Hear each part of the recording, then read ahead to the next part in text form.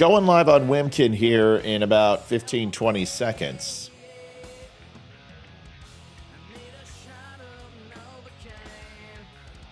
We are officially live on Wimkin. Welcome to the Don't Unfriend Me show. Yeah, 12 o'clock. Matt, you're 2 hours past your 10 o'clock start time that you did for 3 days. I know. We're trying some new things. We're trying to figure out what is the sweet spot for our AM show. So it's going to be like this for a couple weeks where it's kind of be surprised. We're not going to announce when we're coming on. We're going to see what the overall traffic is. And we'll kind of go from there. Why? Well, because I don't want to pick a time and then have to change it 75 times. So it'd just be easier to play around, see what we can find out. Welcome. Happy Halloween, everybody. Happy Halloween. Pretty exciting.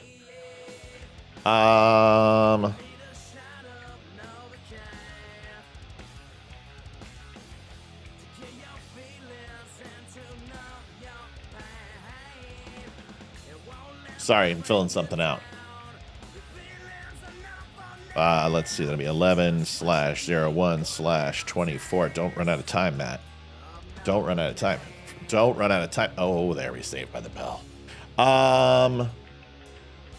Sorry, folks. Hold on.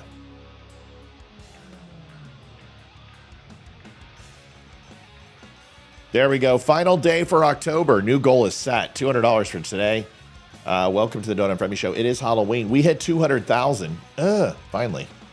Yep, 200K, folks. It's a huge number. Pretty excited. If you have not had a chance, share this across Twitter, social media world, Facebook, all that type of stuff. Good morning from our family to yours. Thank you so much, Tracy. We appreciate it. It's been a long road, but we're getting there. We're making it happen. Update. PFC Flags is okay. Their laser caught on fire yesterday, but they're good. We have the Don't Unfriend Me books. They are on sale. They're not my books. They're the Constitution, the Bill of Rights, and the Declaration of Independence. These have been on my desk for 4 years. We have them here for you for sale at thedumshow.com. You can stop on by. Remember, thedumshow.com, last day of the month. This will be day 22 to hit goal. We've hit it for 6 months straight. We've hit it 22 days in a row since we went to the daily model. Need your help. $200 is the goal. You fund our show, and we appreciate it. I'm going to go ahead and get right to the intro, and we'll get started right now, and we'll be back in 3 minutes.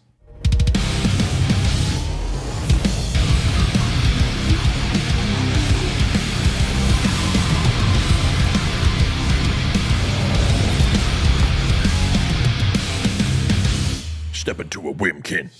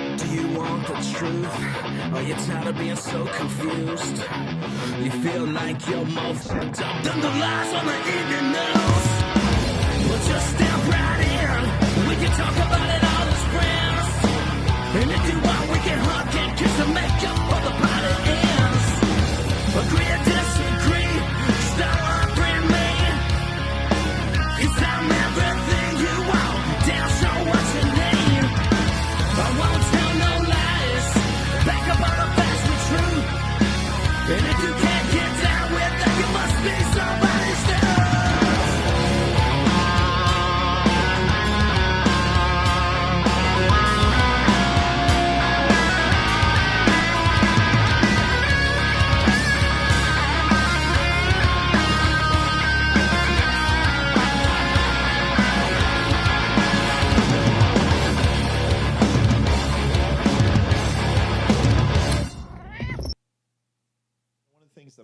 hear most often that I always try to help people connect the dots is what is past is prologue. And although Shakespeare, not my favorite, it's an interesting thing when you look at 1980 and the crack epidemic and what the United States government was involved in with the Contras. No kidding. So I don't understand why people are so shocked and they call Roseanne a conspiracy theorist because there's evidence in the past of the government getting involved in this. And there's plenty of books on this, and you can read this. Here's what I think. I love your show, by the way, Matt Spear, and Thank you, ma'am.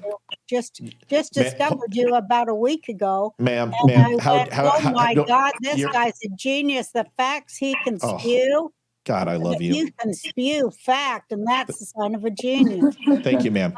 So I appreciate you asking me that. So you just made my life. I do remember back when they were bringing the crack cocaine into the black neighborhoods, and that proved that the CIA was doing it because they were grooming that population, and they've been adjusting transmitter output. This is the Don't Unfriend Me Show with your hosts Matt, Leroy, Amy, and Olivia. Geopolitics, military analysis, and election coverage. Coming to you live on all major social media channels at The DUM Show.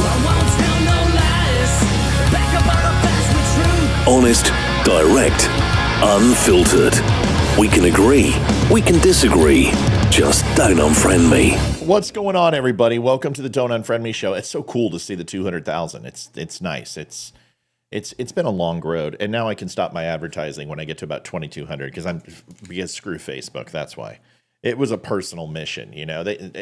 Being a part of Facebook really doesn't help anymore. It's nice to see all the people and have the memes and the videos go, but if they don't pay you for it, it's kind of like I'm helping you. Maybe you could like help me. And you know, whatever. It is what it is. I don't take it personal anymore. There's plenty of success to be had and made out here in the world, and we will find our niche, and we have. And that is Wimkin.com. Wimkin is a 9 million platform, Facebook, Twitter, Instagram, YouTube, Rumble type thing. It's all an amalgamation of one. And Jason has spent a lot of time curtailing it. It's got great information, great people. It is not censored in any way, shape, or form. And that's a good and a bad thing because you can say whatever you want, but also you have to tolerate other people saying things that maybe you don't like to hear. Head on over to Wimkin. Now, the thing is they do not forward emails from Wimkin because they have agreements with Google and Facebook and Twitter to go ahead and shut down anybody who tries to create another social media platform to take market share. They will not forward from Yahoo, AOL, Gmail, or Comcast.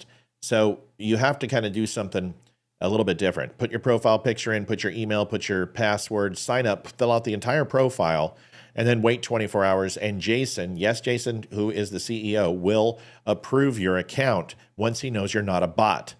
The problem with that is that you're not going to get a notification email. Like, where's my password? How do I confirm? You don't have to. All you got to do is remember your username and password that you selected.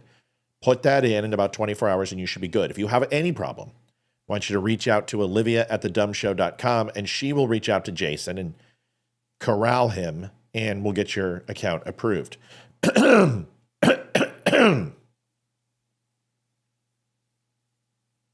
Testing. Nope. It's not there. There we go. This is what happens when you do 6 shows or 6 hours worth of shows a day. Is your voice gets this is my micro voice. Now this is my morning wake up. Like right when I wake up, I've got this micro deep voice, and this is the way I wish my voice would be all the time, but it's not. It tends to get high. So throughout the show, it'll go back to normal. But right now, this is the voice I like to have. Do dirty jobs. Speaking of dirty jobs, Donald Trump. Here we go. It's already going back to normal. Son of a bitch. Donald Trump got in a garbage truck in Green Bay, Wisconsin last night. Yeah, of course. Now the numbers are going up. Oh, Facebook. Oh. Jerks. Anyway.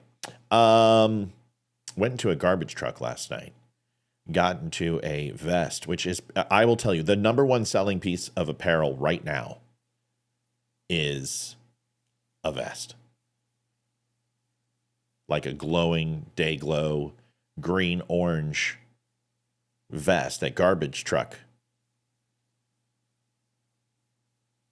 What do you call them? Garbage truck people. Whatever. Garbage disposal technicians. That's better. Refuse disposal technicians. That sounds a lot better. Those people go ahead and have those vests. And Donald Trump wore one throughout his entire rally. Now, this is an epic troll. And of course, the left is like, oh, cell phone. Look at Donald Trump's in a garbage truck. He's garbage. No. Okay. You guys are a bunch of clowns. Seriously, just admit you got owned. Just admit it's good. You can hate him, but you got to be like, you know what? Fuck, I hate him, but that was pretty good. That was pretty good. We got owned. Joe Biden got raffle-pwned. Rafflecopter. Rafflecopter. But no, you got to be like, oh, he's in the garbage truck.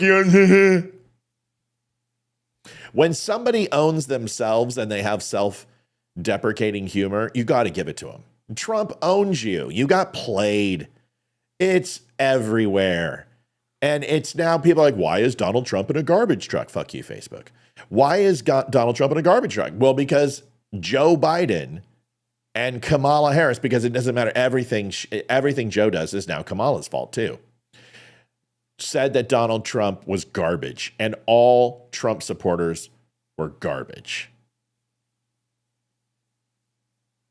Thanks, Outlaw. Appreciate it. So, and it's got some symbology, right? Because garbage needs to get taken out. Donald Trump's the trash man. Here comes the trash man. Whoop, whoop. Coming to take out the trash. Coming to clean the swamp. Yeah, it's good. It's perfect. But of course, there's, well, he's garbage. Yeah, he's just... Oh, we can't talk about Puerto Rico anymore, where Trump didn't even say, and neither did the comedian, that people in Puerto Rico are garbage. He didn't say that. So it's a floating island of trash, and it is. I'm sorry. It's an island. Landfill is always an issue on islands because, I don't know if you knew this, it's surrounded by water. So it's an issue. It's a floating island of garbage. It really is. Surprisingly enough, most islands, surprisingly man-made islands, are actually garbage and refuse. That's how they build on the island. And a lot of islands have increased their jetty size by using refuse and landfill to expand the landmass. Yeah. Wow. It's okay. Nothing wrong with it. It doesn't mean Puerto Ricans are garbage. Facebook. Oh, it's going off like crazy now. Oh, I wonder why. I only have like 3 viral videos going on. Oh, but I'm not getting a penny for them. Fucking Facebook. Sorry. I'm really upset with Facebook. That's like when the donation meter is just like at 0. I'm just like, it's not about the money, but it's about, like, you want to be appreciated for your work, right? You want to do things, you want to do good work, and then have someone go, hey, you know what? Here you go. Here's a check. You drove 12 million people to Facebook. That's amazing. Congratulations. Here you go. No, not with Facebook. Because Zuckerberg's a cuck. That's why. Anyway, I'm trying to, but every time it goes off, it's just like, it's like a bullet to the brain. I can't take it. But you got Donald Trump. Donald Trump didn't even say it. A comedian said, an insult comic. You know, a comedian. But we all know Kamala Harris doesn't have a sense of humor because she can't even go to the Al Smith dinner. Because they know what would happen. She couldn't laugh. Because if she laughs, she cackles, and she's going to get slapped down for cackling. She didn't know how to laugh any other way. So she would have to go to the Al Smith dinner and do this.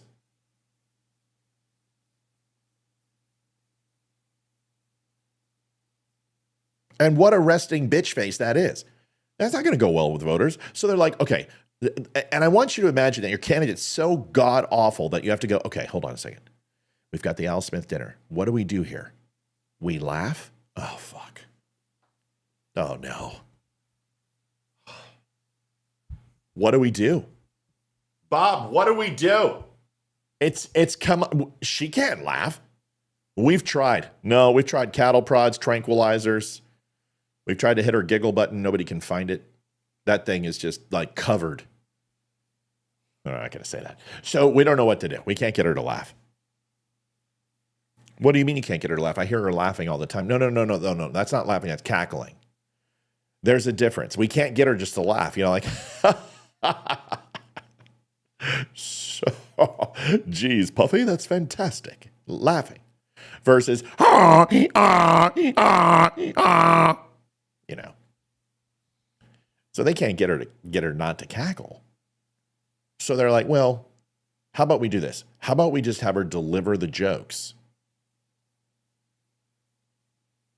And then can she leave? Well, therein, Bob, lies the second problem. What's that? She's not funny. Wait, what? I've heard her tell jokes before and people laugh. Yes, but that's when now she's running for president and they're trying to be nice and get in good with her. Oh, so let me get this straight. She's a candidate for president. She can't laugh. She can kind of laugh. No, she can cackle. Oh, she can cackle, but we don't want her to cackle. And she doesn't have a sense of humor and she can't tell jokes. What should we do? I got an idea. Let's do this. We can do a Skype video where she'll dial in and she'll participate in the Al Smith dinner and tell her jokes, but then we can get her the fuck off camera. Oh, that sounds good. Let's do that. That sounds really good. We can control the narrative and she'll just practice laughing and we can tell her, no, that's still a cackle. Perfect.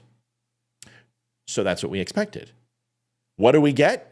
We get an SNL 1980s very awkward Catholic who smells her armpits in a very cringe, not funny video.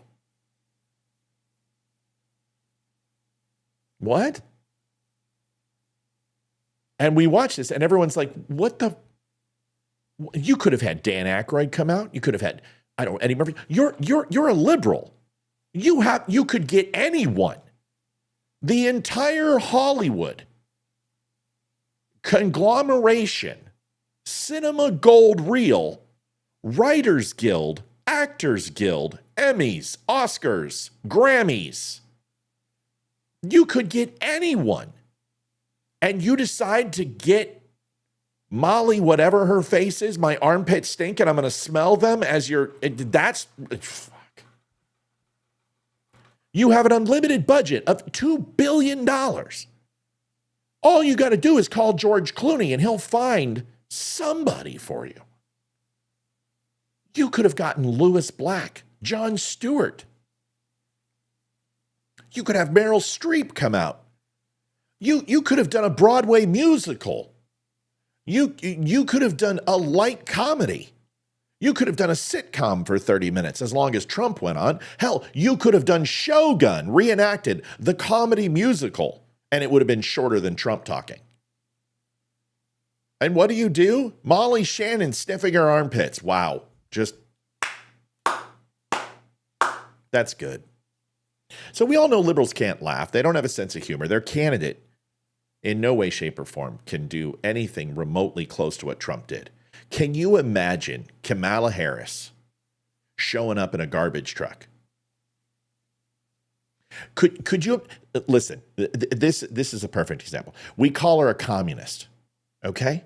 So something that would be funny is that she shows up to one of her rallies and she puts on a Russian Cossack hat, right? And she wears it and she's like, "Das Gavanya," when she comes up and she goes, "I'm just kidding." Ha ha ha. Everyone would laugh like, "Oh my God, how witty Kamala Harris is. She put on a Cossack Russian hat, which is symbolism of Siberia and old Russia and the Imperial Guard. Ah ha ha ha ha. So funny. So funny." But when they present that idea to her, she's like, "I don't want to piss off my fellow socialists." And people are like, "That's no. First of all, don't ever say that out loud again. Kamala, stop." What? Forget it. Just let it go. You're a commie. Just let them call you a commie. Just forget it. It's better to pretend that you're not a commie than remove all doubt by you going up there and trying to deliver a joke that's going to suck. Maybe I could have my father come up and he could recite some of his communist teachings from school. Would that be okay? I've got some poems about Che Guevara and Mao and Lenin and Stalin. They're done in a wonderful haiku. Could we do that? Would that be? No? Oh. she's so fake, man. She's so fucking fake. What's wrong with you people? Don't vote for her, please. I understand you hate Trump. I get it. I know you hate Trump. I hate Trump sometimes. When I see him just shoot himself in the foot, it doesn't take an assassin's bullet. He does it himself all the time. And I'm like, dude, please get out of your own way. Just stop. But it was masterful yesterday. It was a beautiful stroke of genius. Who the fuck gets a dump truck, a garbage truck with Trump written on it within can you imagine? He's flying on a plane. I got a huge idea. Someone get a garbage truck. We're at 30,000 feet flying at 486 miles an hour. How? Just find a white garbage truck. Mr. President, it's a garbage truck. They're not white. They're usually green or yellow or a darker blue. And the reason why is because they're a garbage truck. White garbage trucks don't exist. That's like in the movie Break-In, when they're spray painting the white train. And the white train shows up in New York, the brand new white train. And they're like, oh, and all the graffiti artists are like, we got to go tag that train. You're not going to fight a white garbage truck, especially in Wisconsin. I don't care what it costs. Find me a white garbage truck and put "Make America Great Again" on the side of it. You got 47 minutes. You got 47 minutes. Go. Do this. And I wish my Trump voice was better. Do it. Make it huge. Whatever. And Corey Lewandowski's sitting there and he's sucking down a microbrew and eating some French fries from a hamburger he just had. And he's like, you know what? Fuck it. This is a great idea. Make it happen. Call the Teamsters Union. Call our friends in New York. Whatever it takes, get me a white garbage truck in Wisconsin in 46 minutes. You people need to fucking run. You've got 46 minutes. And then everybody scrambles, flipping out, trying to go ahead and get on the phone and find a white garbage truck. And then with 7 minutes to go, ready to land, ready to touch down. Ladies and gentlemen, please buckle your seatbelts. We are approaching Madison, Wisconsin. We're flying over. You can look over to your left and see Green Bay Stadium. Look at that wonderful stadium. Lambeau Field, folks, history in the making. We're going to go ahead and fly. It's a balmy 62 degrees with a slight north by northwest wind. We're going to ask you to bring your seats upright and your tray tables. We'll be going ahead and landing in 6 minutes. And Donald Trump's like, wait a second, I got an idea. Somebody find me a garbage man outfit. And people are like, fuck. Are you kidding me? We're running a presidential campaign. This is supposed to be the highlight of my career. And we're out having a scavenger hunt for a garbage outfit. A garbage outfit. And somehow, some way, in shape or form, Vivek Ramaswamy finds an old dump truck that looks like shit with an old coveralls that look like they've been used. And Vivek isn't a small guy. And he puts on overalls and rides in on a garbage truck.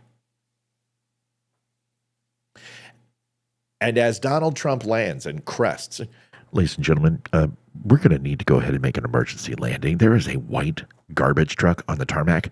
We're going to have to reroute to landing strip 3. That's right, landing strip 3. We're going to make a 17-degree turn. Folks, just hang on real quick. Thanks. And on the tarmac, and how do you get licensed for that? Donald Trump calls the guy in the FAA. Bob, it's me, Donald. Hello, Mr. President. How are you? Good. I've got a garbage truck on the tarmac in Madison. Yeah. We're in Wisconsin. Yeah. I'm going to need you to approve a garbage truck on the tarmac. Mr. President, first of all, I want to say thank you. Barb and the kids are so happy that you appointed me, and you've really given us our life. Yeah, I really don't want to fucking hear it, Bob. I want a garbage truck now. Pretty good stuff. And then you get one of the best trolls ever in history. Ever in history. Oh, God. Chief, ban him. Sorry, Chief. Bye-bye. I had to ban Chief. I couldn't stand him from last night. I still got heartburn from that fucking douche plow from last night. I can't even deal with him tonight. Just like, you're out of here. And then Donald Trump comes off the plane. And he's like, where's my garbage truck? Where's my white, beautiful, big garbage truck? Some people say the best garbage truck ever. Where is it? Where's my garbage? Is that my garbage truck? Is it an American-made garbage truck? No? Oh, fine. Can I drive it? Mr. Trump, it's a stick shift. You haven't driven a car ever in your life. Good call. Where's my garbage truck outfit? Where's my vest? Where's my vest? Is it a double XL? I don't want it to be tight in the kushkis, you know? And he gets in his garbage truck and he puts on his vest and he has to take off his jacket, right? So he's probably just like, somebody hold this, please. Thank you. And he puts on it and he gets in the garbage truck and they start doing laps. Driving around. Do the figure eight. Do the figure eight. Make sure all the cameras see me. Just the right amount of light is beaming from heaven, you know, as God's over there. And he's like, you good? And he's like, huge. As the garbage truck is illuminated for all to see like a chariot coming down from Mount Olympus. And the cameras are clicking and they're like, are we going to let him do this? Are we going to broadcast this? And I mean, he's like, this is going to play well. Can we make this bad somehow? No? Fuck, we got to tell the truth? Son of a bitch. And the news media is broadcasting this everywhere. And I see in the chat, Donald Trump is riding into his rally on a garbage truck. And I'm like, get the fuck out of here. There's no way. There's not a chance. Somebody's trolling me. There's no way. Donald Trump wouldn't ride it on a garbage truck. Where's he going to find a garbage truck at this hour?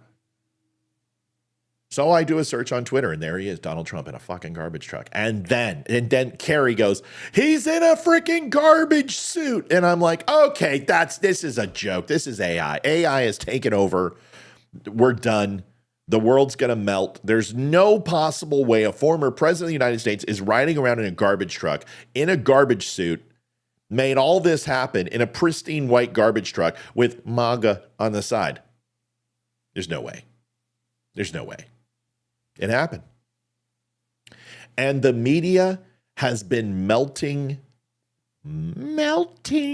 down ever since. I mean, he is in their heads rent free.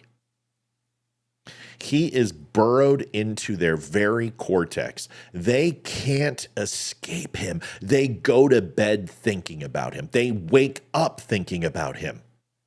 In the middle of self-gratification, Donald Trump flashes in their head and ruins the moment for them. They are unable to climax. Food tastes like ash. Water will not quench their thirst. They slake for a lust that they cannot achieve. Donald Trump is everywhere.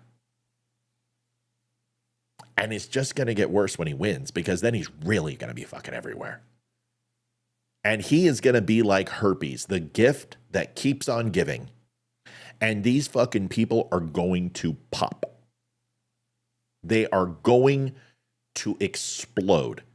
And we are going to see GPS coordinates of maps of random liberals' heads exploding. And we will see the propensity based upon the overall saturation of glow across the United States. Like Chicago will just be arterial fucking red. People just exploding. Hollywood, red. You won't even see Los Angeles and San Diego. It'll just be covered with a giant circle.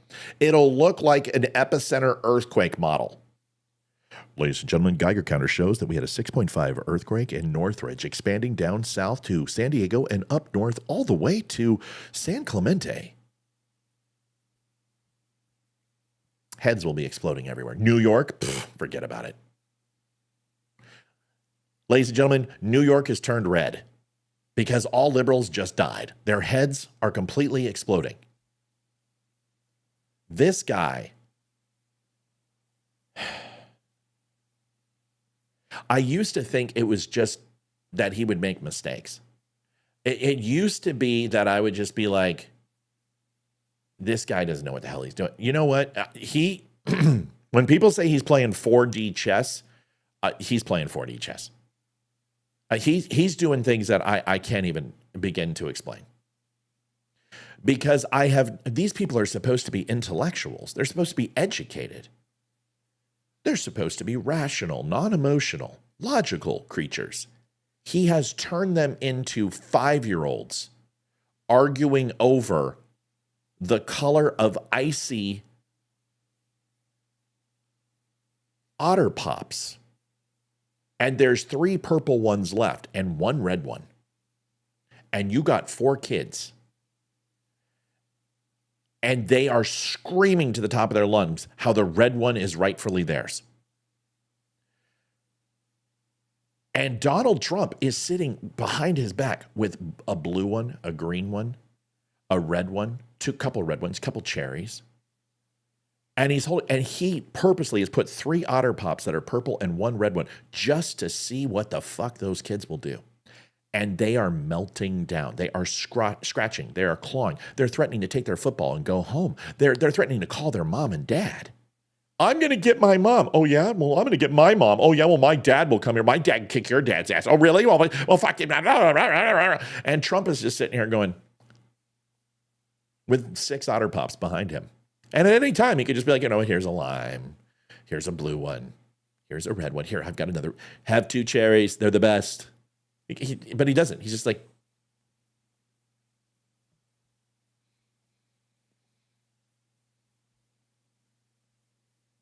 just basking in the sun and the glow of completely melting liberals down.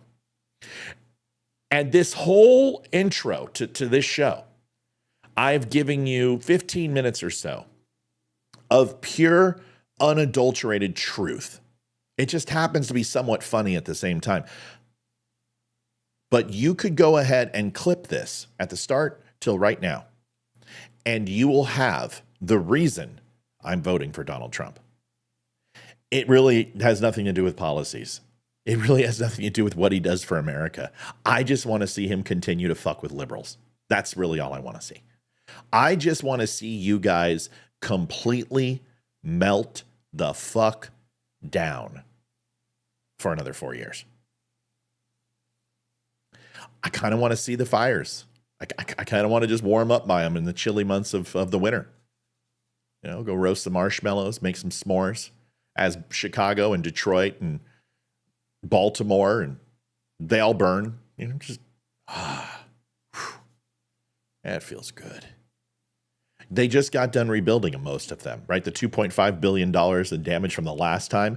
And, this poor guy whose business has burned down like 7 fucking times because he's like, please don't shoot a black person today who's unarmed. Please don't do it. I cannot rebuild again. And he's begging. And then he finds out, oh shit, it's election month. And he's like, oh my God, please don't let Donald Trump win. Fuck that guy. Fuck him. Fuck that Donald Trump. Don't let him win. I don't have enough money. I can't sell enough Slurpees to make this fucking place make money. Please don't do it again. Ladies and gentlemen, the 47th President of the United States, Donald Trump. Oh, motherfucker. And that guy's just like, okay, fuck this. He throws some gasoline and he strikes it, and I'm fucking out of here. No more Slurpees for me. I'm going to become a garbage man. Going to get a white garbage truck. Find a route. Be happy. They won't be able to burn down that motherfucker. And this is the story of Donald Trump and the liberals. And it's epic. It's beautiful. It's something to behold. And if you could just step outside your skin for 5 seconds and just stop taking yourself so damn seriously, you could find out how funny this really is. It really is entertaining. And I just kind of sit back and I watch, and I'm just like, this is the best shit. How can you watch something on TV? How can you turn off the news? You know, and then you got those pundits that are just like, Donald Trump is Satan. He's going to kill us all. He's going to put us in camps and murder us. And Donald Trump's just got the icing. He's just like, you know, when you get every single drop, you roll it up at the bottom. You suck out all the juice from the Otter Pop, and it's just white ice in there because you suck so hard. And he's just sitting there, man, and he's just watching this whole thing, and he's laughing. And him and Vivek and Lewandowski and JD Vance, they're like, hey, man, that Joe Rogan thing was a hit, huh? Yeah. We got 100 million views. Awesome. I wonder if Kamala's going to go on. JD's like, maybe she will. Maybe she should stay home and have kids. I mean, and then Joe Rogan goes, I want to extend an invite to you, Madam Vice President. I want to give you the same opportunity that Donald Trump gave you. And she goes, oh, no, you're going to have to come to me. And it has to be for 1 hour. Because they know what will happen if she goes on. It'll be a cackling mess in 4K and high def audio. Do you know how good Joe Rogan and I use the same mic? And the reason why is because it's the best. Rush Limbaugh had a gold RE20. I used an RE20 for years. The Shure SM7B is the best mic there is. It's just amazing. I got a downvote? Well, whatever. It's okay. I'll deal with it. Usually it's people who make a mistake. Then they go, oops, I downvoted it. I'm going to upvote it. And they don't want to be embarrassed. And they don't own it. Then Joe Rogan said, I'm not coming to you. Just like I told you last night. I told you why Joe Rogan wanted it there. I told you why. Because it's a distraction, and that there's people who are going to be controlling and won't let him have a real conversation with her. And it's the exact same reason I wouldn't go to where she's at. It's home court advantage. You bring her to you. You have a great conversation. Thanks for turning off the unlike and putting it to thumbs up. It happens all the time. Don't worry. But you can tell me, it was me. I did it. Just out yourself. It's fine. So Joe Rogan just says, come to me. I'll give you the same thing I gave Trump. I'll give you 3 hours. I'll do it at 10 o'clock.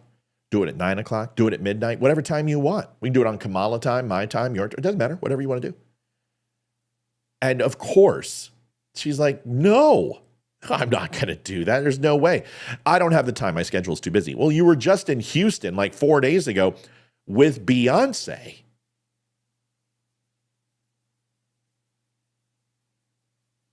Dumbest thing ever. You brought in a singer who didn't perform. Ridiculous. You brought in one of the most popular people in Houston, Texas, which is Beyonce, but hands down. She is the LeBron James of Houston, except she doesn't flop around and go ahead and whine and cry like a little bitch. And she didn't sing. Whatever. Those people were pissed. I mean, she had a ton of people, but they were all like, are you kidding me? No cackle, no Beyonce, we're going home. So she refuses Joe Rogan. So what happens? This is just quintessential Trump. JD, call Rogan. Call Dana. Let's book JD. Fuck it. Let's take our time slot. Are you kidding?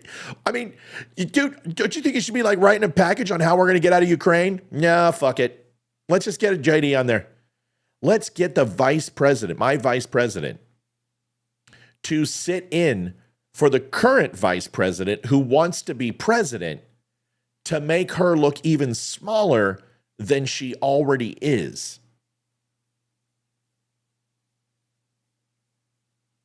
So JD gets to sit in with Joe Rogan, and Donald Trump's going to get another 3 hours and another 100 million views from white guys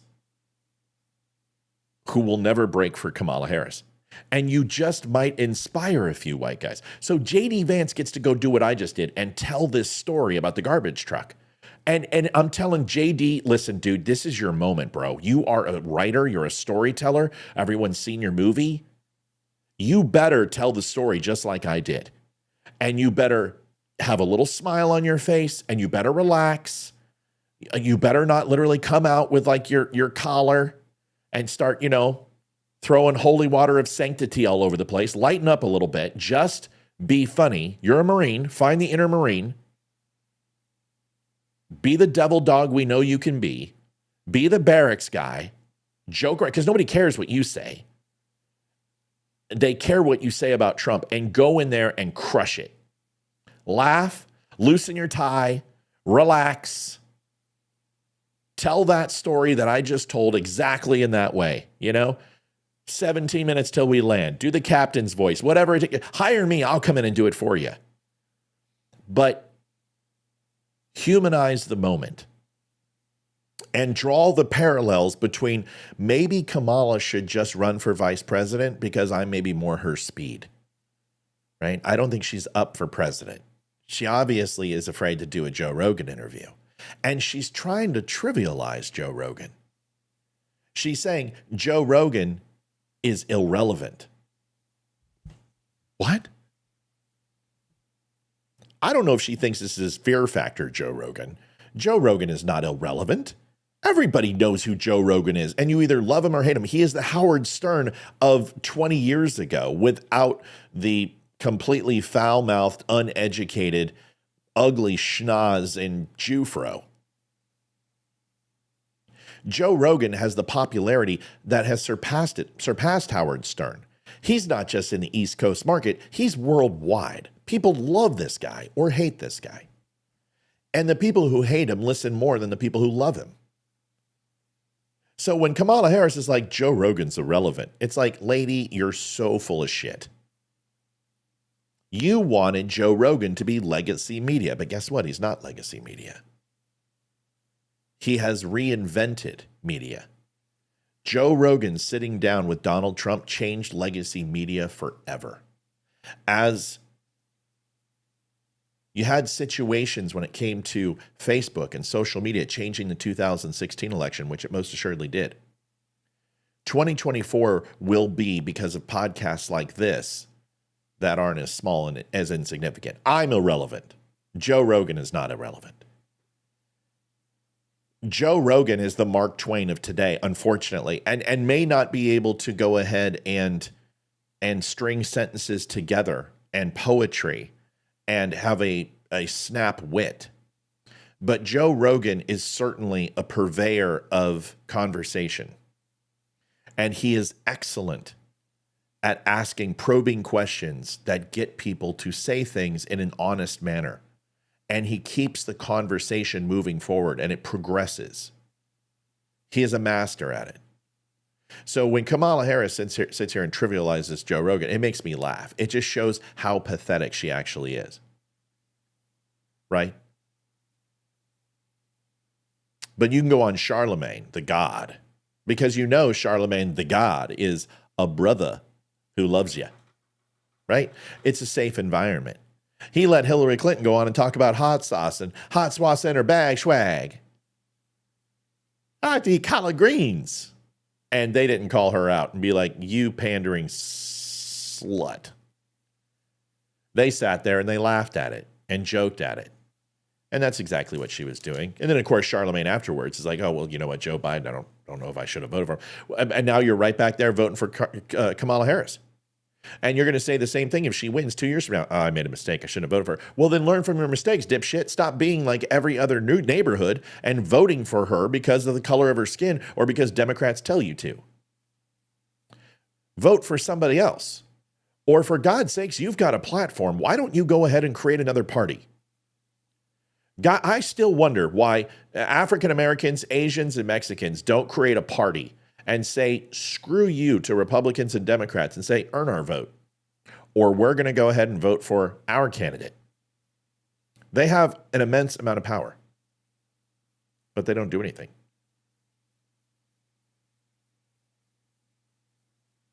I want to see JD Vance go on Rogan and lighten up. Do not go in there. My name is JD Vance, and I am going to... Dude, don't. Go in there and be a bro. Go be a bro.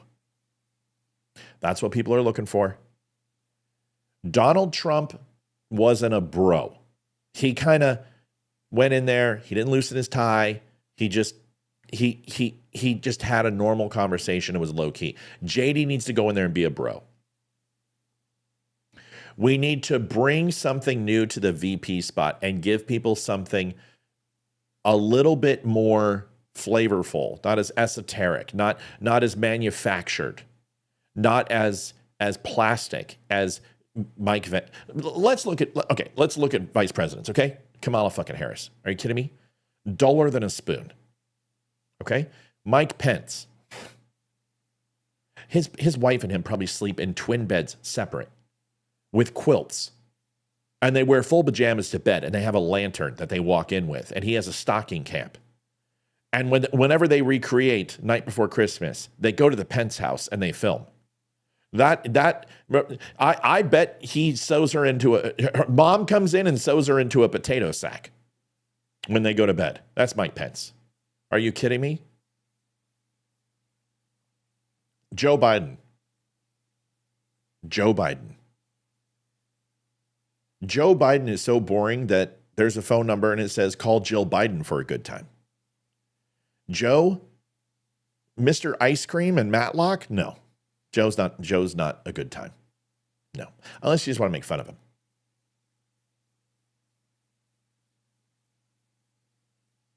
Dick Cheney. The most well-known thing that Dick Cheney did that was funny was he shot somebody in the face. That's all you need to know about Dick Cheney.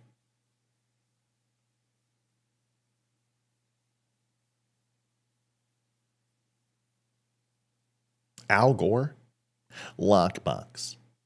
We're going to go ahead and put Social Security in a lockbox. That way we can protect it. We just open it up with a key anytime we need to go ahead and get into it. Lockbox. Mr. Gore, how do you plan on impacting the drug epidemic here in the United States? Well, that's easy, Sarah. Thanks for asking. We're going to go ahead and we're going to put drugs in a lockbox. We're going to keep it locked and secure so people can't get those drugs. Abortion, lockbox. Border, lockbox. Energy, lockbox. Al Gore.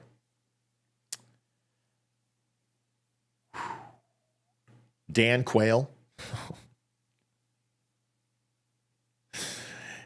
Oh, God. Hindus recommend Dan Quayle like they would going to a restaurant if they were looking for a good time and a fun night of fasting. Dan Quayle. Dan Quayle, the man who makes plaid look exciting.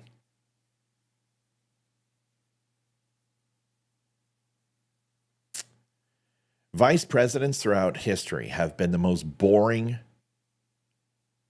basic drudgery that America can find. JD Vance needs to break the mold. And he can do that on Joe Rogan. Now, do I want him to walk in and be like, what's up, motherfuckers? Yeah, man, we're doing Cavossier. Got a little gold chain, my benzo. Man, I'm going to bring the hose in here. Come on, hose. Bring those hoes in. Let's dim the lights down. We're going to have a P. Diddy party in this motherfucker. No, that's not what I'm talking about. No. I don't think JD could pull that off if he wanted to. What I want JD to do is I want him to walk in without a tie. I want him in a collared shirt and a jacket. I want him to sit down, and if Joe asks him, hey, can we have a beer? That he's not afraid to have a beer or a glass of whiskey or smoke a cigar. Just kick back a little bit, relax, become relatable, right? Don't go off. Now, Joe's going to try to ask you questions about women, right? He's going to ask you because Joe's a machismo guy. He's an alpha guy. He's going to ask you about women, what your position is. And all you got to say, man, is I believe in the modern day family values. I believe that a conversation between a man and woman is essential for a family, and they need to decide who is going to be the nurturer of the family. And that could be a guy, that could be a woman. It could be both. But there needs to be a plan for America because our children are being neglected, and we're relying way too much on schools, way too much on daycare workers. And we've got to focus on the family unit. Get back to family values. Not every family is going to be Ozzy and Harriet. We know in today's world you're going to have maybe 2 Ozzies and 2 Harriets, but you need to have a conversation on how those kids are going to be raised and how they're going to be brought up in society. It's really important we get back to family values. It's a Christian consideration, but it's also a Republican norm. And it used to be what the Democrats talked about as well. And they have abandoned it for an unconceptional family value or an unconceptional family that doesn't focus on values. It focuses on being different. It focuses on being separated and being unique away from society. We've got to get back about how does society get along together and manufacture a focus that is America, their country, their God, and their family. That's what we need to get back to. No talk about how women need to have babies if they're raped and all that shit. Just stay out of that stuff. Just have a conversation about, and the great thing about Joe Rogan is that as long as you don't bullshit him, he'll listen to you. And here's the great thing about Rogan is that when he asks you a question, answer it. And then ask him a question. He loves that shit. He loves it when his guests engage because he doesn't want to interview you. He wants to have a conversation with you. And you can't have a conversation with a necktie cutting off the blood to your head and you espousing talking points. He's going to eat you alive. Don't go in there and try to outwit Joe Rogan. That's ridiculous. That's like Joe Rogan trying to compete with you by putting 3 rounds down range at 700 yards. You're going to spank him at it. Don't try to beat him at conversation. Try to have a genuine conversation with him. And I promise you, it'll help.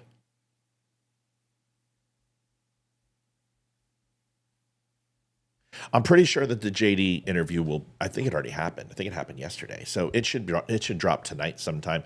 Let's see, it's Thursday. He might wait till Friday.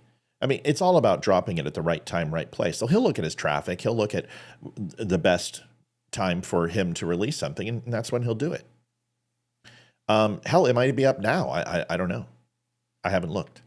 Folks, tough day for donations. We're not even, all of that, really? Not one? Okay. All right. They're like, skip the comedy, just get to the news. You're not funny, man. Listen, funny man. Get to the real information. Fine, I'll get to the real information. Jeez. Tough crowd tonight. I want to talk about Don Lemon. I can't stand the guy. Melanie, I don't have it. I didn't get the email. What email? Where's the email? I don't have it. I'm not seeing it, kid. I'll keep looking. Maybe it just hasn't come through yet. But thank you, Melanie. Check your inbox, Mr. Comedian. Oh, shit. Oh, snap. A little bit of money and think you get to talk to me like my wife does. I don't think so. You need a wrench, too. So much for getting that thing. Just kidding. Here is a video from a student who's voting for Donald Trump. And Don Lemon, you know what? Can I just say this? Social media influencers, can you, start punching a little bit higher? Can you punch just a little higher? I understand that, Don Lemon, you were fired and you haven't been able to find a job. And honestly, dude, I gotta say, I think I have higher interactions than you do. I'm pretty confident that my show is more popular than Don Lemon. And that's not by much, but at least nobody watches your stuff, Don. Nobody likes you. You're on TikTok because you think you're relevant. But what they're doing is they're snickering. When you hear those little voices in your head and you think people are talking about you, they are, bro. It's the TikTok generation. They're like, who is this old douche? Who is this old flaming dork? They're laughing at you. That's why I don't go on TikTok. It's not my scene, man. It's not my bag, baby. I'm not going to go in there. I'm old. They're looking at me like, look at grandpa. How cute. Reminds me of stories of old when they talked about going uphill both ways and, you know, checking if copper pennies were actually copper so they could go ahead and make a half a penny on the penny. Don Lemon's old, but you find a young kid. He's well put together. Okay. He's got a decent haircut. He looks fairly athletic. He's going to college. His hands are in his pockets. I'm not a big fan of that, but overall, a good dude. And Don says, this is the guy I'm going to pick on. All right, so let's see. Since Don is like, oh, look, there's a whitey. Let's go get him. First of all, you're wearing fucking socks with sandals. Forget it, kid. You're a complete dipshit. I wish Don would have bricked you. Forget it. I didn't see the full body shot. Now I understand why Don's picking on you. You are a douche plow. I don't care what you say. Nobody wears socks with sandals. No. I was okay with you until all right, I'm just kidding. You look ridiculous. Take the socks off, dude. You know what I would do before I started the interview? Can I take these socks off because I look really stupid? And Don, you're the dumbest person I've ever met, and there's no way I'm going to let myself look dumber than you. President, yeah. For president. And how you feeling? I'm going to be voting for Trump. How you feel, though? Geez, dude, I'm feeling fine. I'm voting for Trump. My God. How am I feeling? A little awkward. I'm all alone at night with a black man. I'm feeling a little vulnerable here, to be honest with you. Shouldn't say that. That's racist. Knock it off. It's not funny.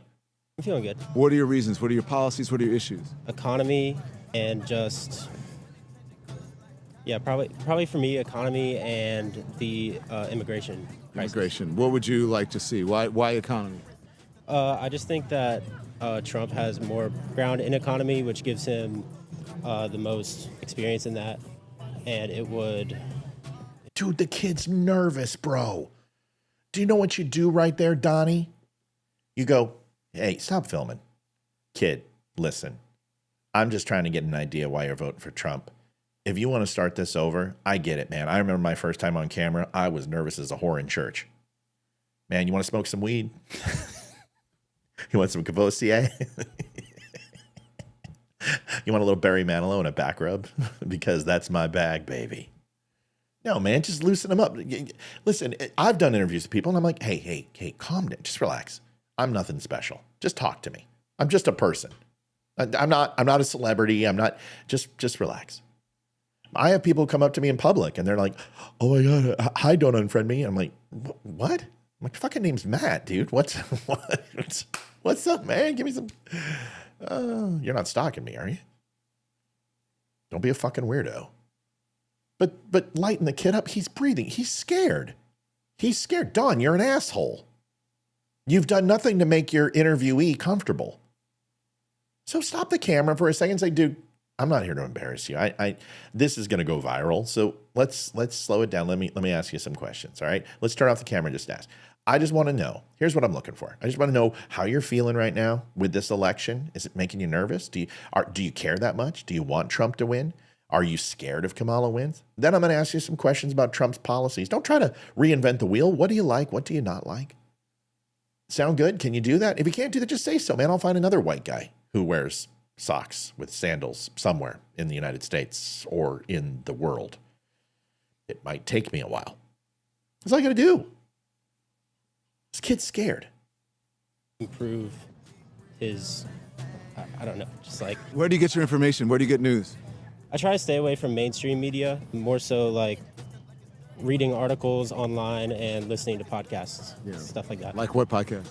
I watch a lot of Rogan, Tim Pool, Steven Crowder, more conservative guys. I'm shocked. Yeah, I'm raised conservative. Yeah. Your first time voter? For president, yeah. For president. And how you... All right. Matt, did you drink a lot of coffee? No. What? Why? What? Those are sandals. They're not slides. They're sandals. Okay? You can call them anything you want. They're sandals. And you don't wear socks with sandals. Don't give me this shit. Okay? All right? Those little things were created in Japan. They're not slides. people call them slides so they can wear socks with them. They're sandals. No, I didn't drink a lot of coffee. I'm just having a good time. Can I not have fun? Does it always have to be dreary where I'm yelling at the screen and everything's negative? I mean, can't we just joke around and have a good time? Jeez, everybody wants to be so... Matt, can you please do me a favor and stop making us laugh? Can you just be a jerk? Sure. Coming right up. Here's the video of Donald Trump in the garbage truck. But this is the thing that liberals are melting down over. Really important to see. You talk fast, Matt. I don't mean anything. I always talk fast. Jeez. God. All my vampire coven are going to all collapse and turn to ash if that gets any brighter. I always talk fast. When do I... That's just par for the course. Hey, leave me alone. It's like people picking on Donald Trump for how he walked into the garbage truck. This is what the left is focusing on. Donald Trump, he's imbalanced. He has an inner ear imbalance. He has a brain tumor. He's incapable. Listen, on my best day, I'm 6'4". I'm 225, fairly athletic, in good shape. I would struggle to get into a garbage truck. Those things are the most awkward effing things for big guys. I'm telling you, tractors, garbage trucks, buses, anything that we have to stand up on 2 stairs, it's uncomfortable. We are all legs, okay? Which means that if you're constantly not doing squats, you're deadlifting your entire body straight up. You're doing a squat. And a lot of those things are 2 feet, 3 feet high. Look at that stair. He's like 80-something years old. Cut him some slack. It's like Nanette making fun of me because I talk too fast. Nanette, don't get all sensitive. I'm teasing you. I'm not upset. You haven't hurt my feelings. I'm just kidding.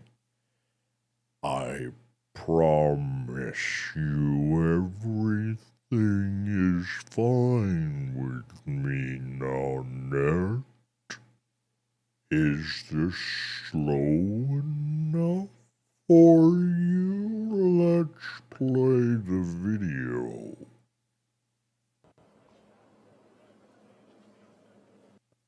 Little awkward. Missed the handle, tried to pull, did the CrossFit ballerina point basset, and then went back into form. Pretty good. At least he didn't fall down. If it was Joe Biden, he would have fallen and rolling underneath the truck. He did fine. But of course, this is what they're worried about. They're worried about this beautiful white truck with flags that was just built 47 minutes ago. And instead of going, you know what, he owned us. He got us. Let's give Trump the win. And let's have a good sense of humor about it, because at least he's not burning crosses, throwing Jews into incinerators, like most Nazis do. At least, he's not burning the Bible or emblazing it with gold and selling it, the usual Trump stuff. He's having fun. He got Biden good. This is pretty funny. Let's chalk it up to a win. Nope. He's imbalanced. He can't run for president. He owned himself with garbage cans. This is why you're going to lose this election, because they can't stand you guys. The American public cannot stand y'all. Here's Don Lemon again, as always. This guy lives to prey on people. Here is a video of Lincoln Project. This one's only 30 seconds. I play these all the time. These guys, literally, all they do is eat, sleep, Trump. And they're supposed to be Republicans. They say they're Republicans. They're not. Listen to this. He's a devil. He's a devil. He's a devil in his own hometown. On the level, he's as funny as a clown. He spends a 5-cent piece, thinks nothing of it. His pants all creased, red vest above it. And when it comes to women, oh, he's a devil. He's a devil. He's a devil in his own hometown. You guys aren't even trying anymore. I mean, you're not even trying. Like, I would love to, first of all, I would absolutely love to bag on this. But the hair, this is like 35-year-old Trump. The likeness is horrendous. Dictator, clown, felon, crook. How many times can you use the same word for the same thing? Criminal, monster. Monster, really? Monster? Okay. Villain, bad guy, really bad guy, super bad guy. These people are so fucking stupid. The Lincoln Project,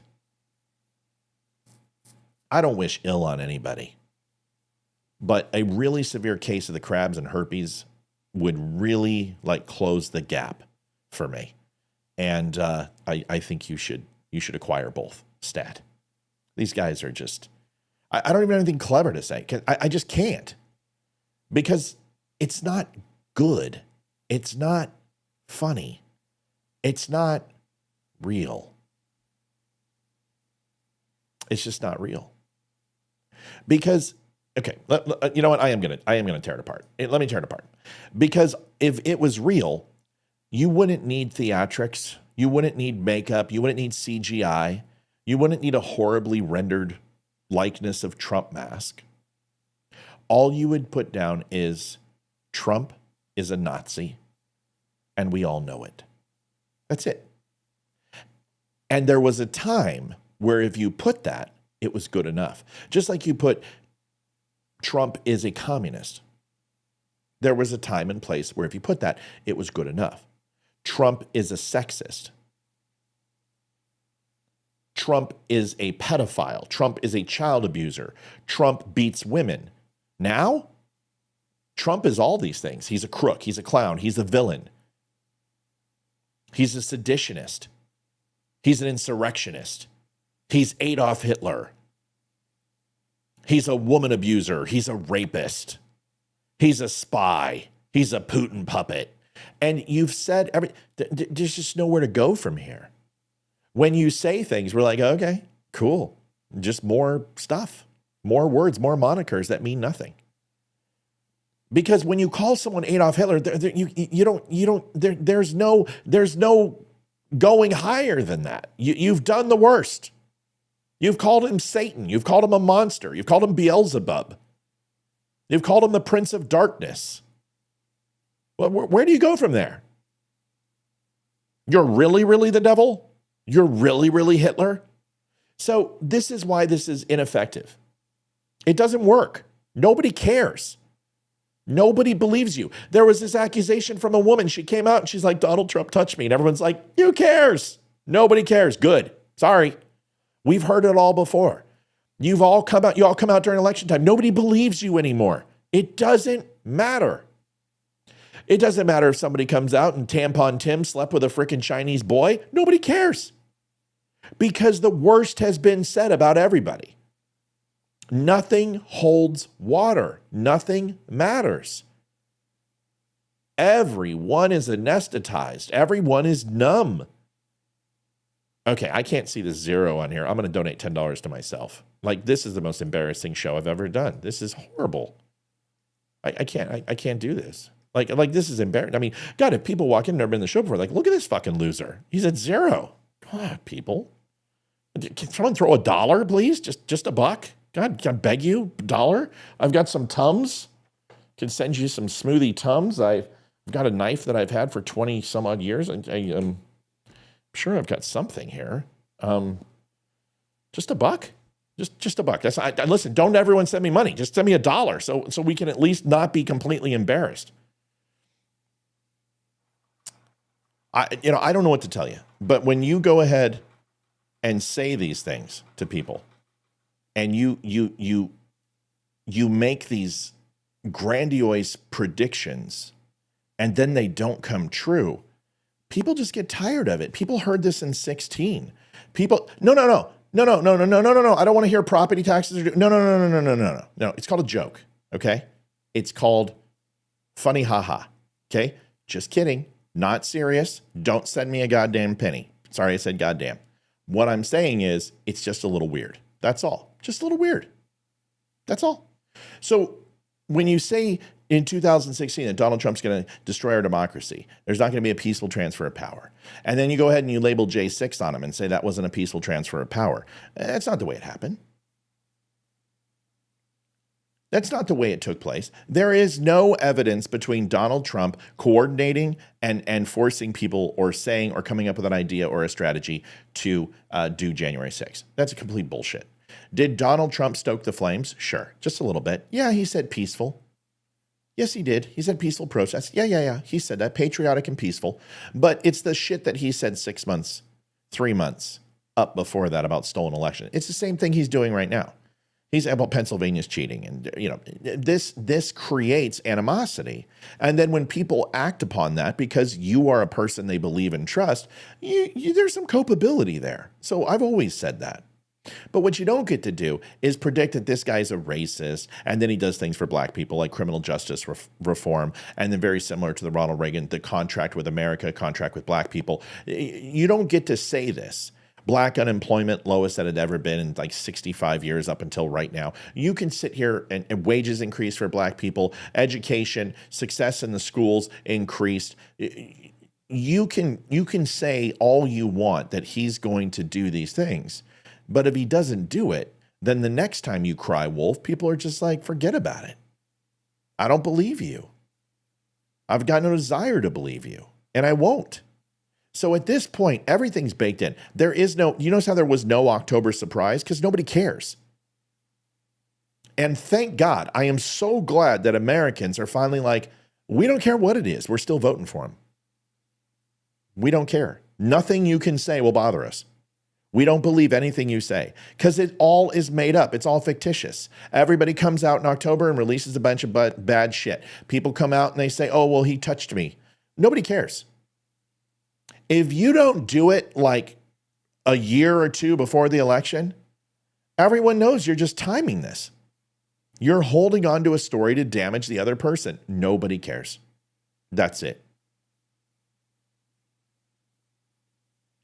Rob Rice says, I went to vote and they are already having computer glitching. They're going to cheat. Listen, when you have 300,000 voting machines and hundreds of thousands of people and millions of ballots, you're going to have hiccups.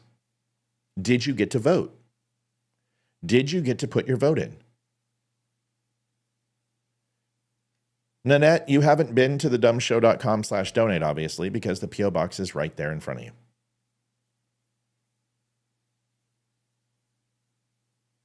All you got to do is click thedumshow.com. It's all right there. Everything is right there. And you don't have to donate. That's not what I'm saying. Shouldn't even have said anything. Sense of humor is way off tonight. It's just a little weird. That's all. Never happened before. So it's a little awkward. That's all. I want you to imagine being a guitar player on the street and you're and after an hour, you look at your guitar box and it's empty. People would be like, oh, you must be a shitty musician. That's all. So that's the whole thing. If you're going to say that people are Nazis, you're going to say that people are communists, you're going to say that people are going to destroy democracy and that they're going to deport everybody in the U.S. who doesn't agree with them, that person better do it or people are not going to care. Pretty simple.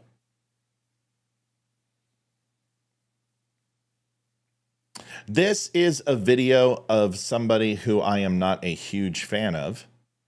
I've made a couple videos on her. And so I want you to listen to this exchange. And this exchange is from CNN. And these are the same people who were talking about the garbage thing. Listen to this, and then we'll talk about it.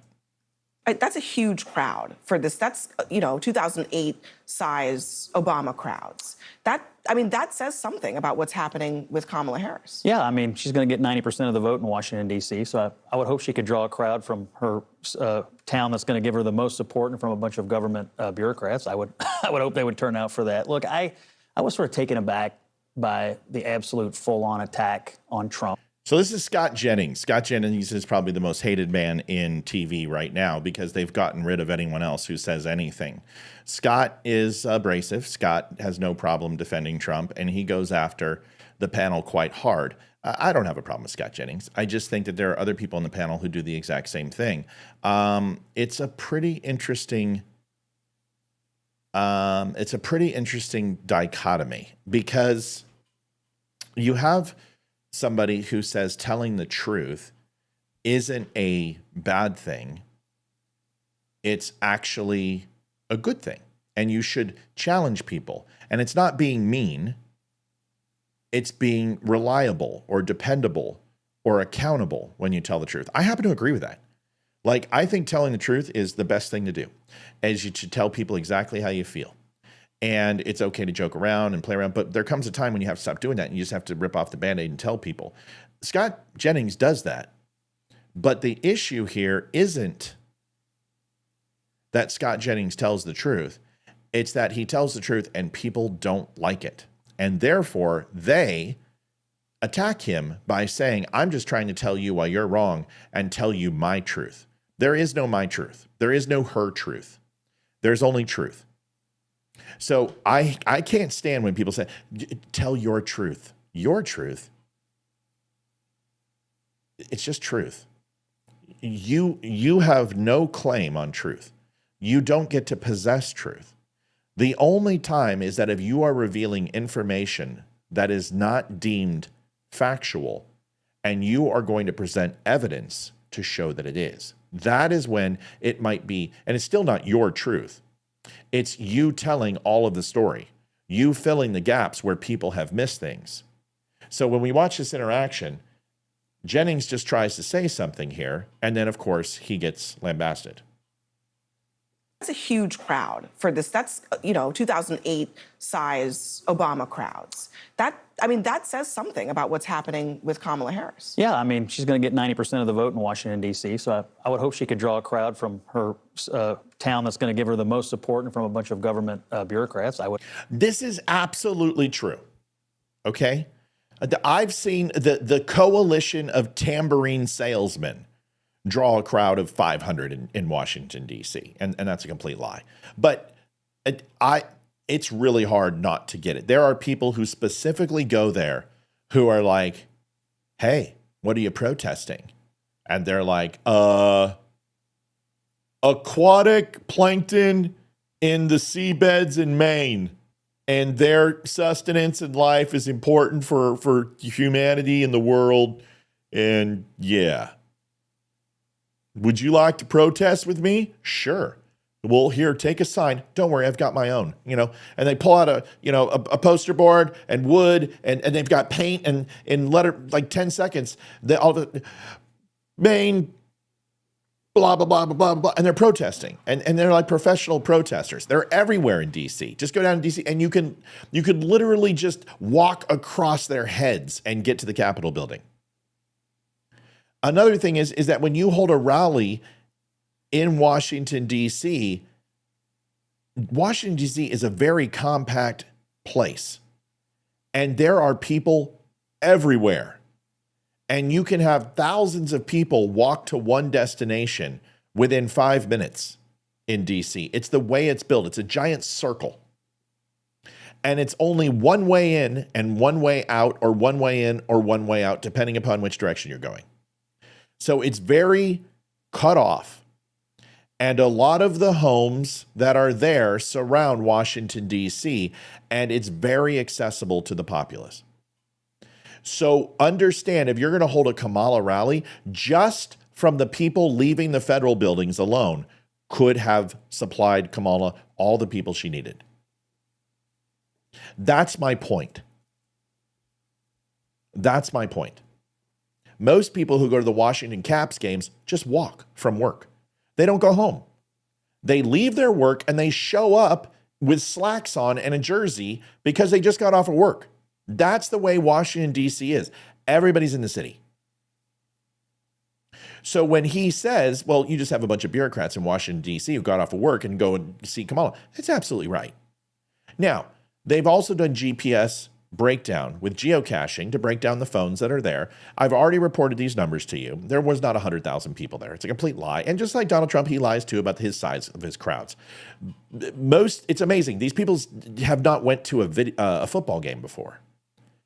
If you want to know what 80,000 people look like, go to a football game. And if you're telling me that the Baltimore Ravens were at Kamala's rally, you've never been to a Baltimore Ravens game that's sold out, okay?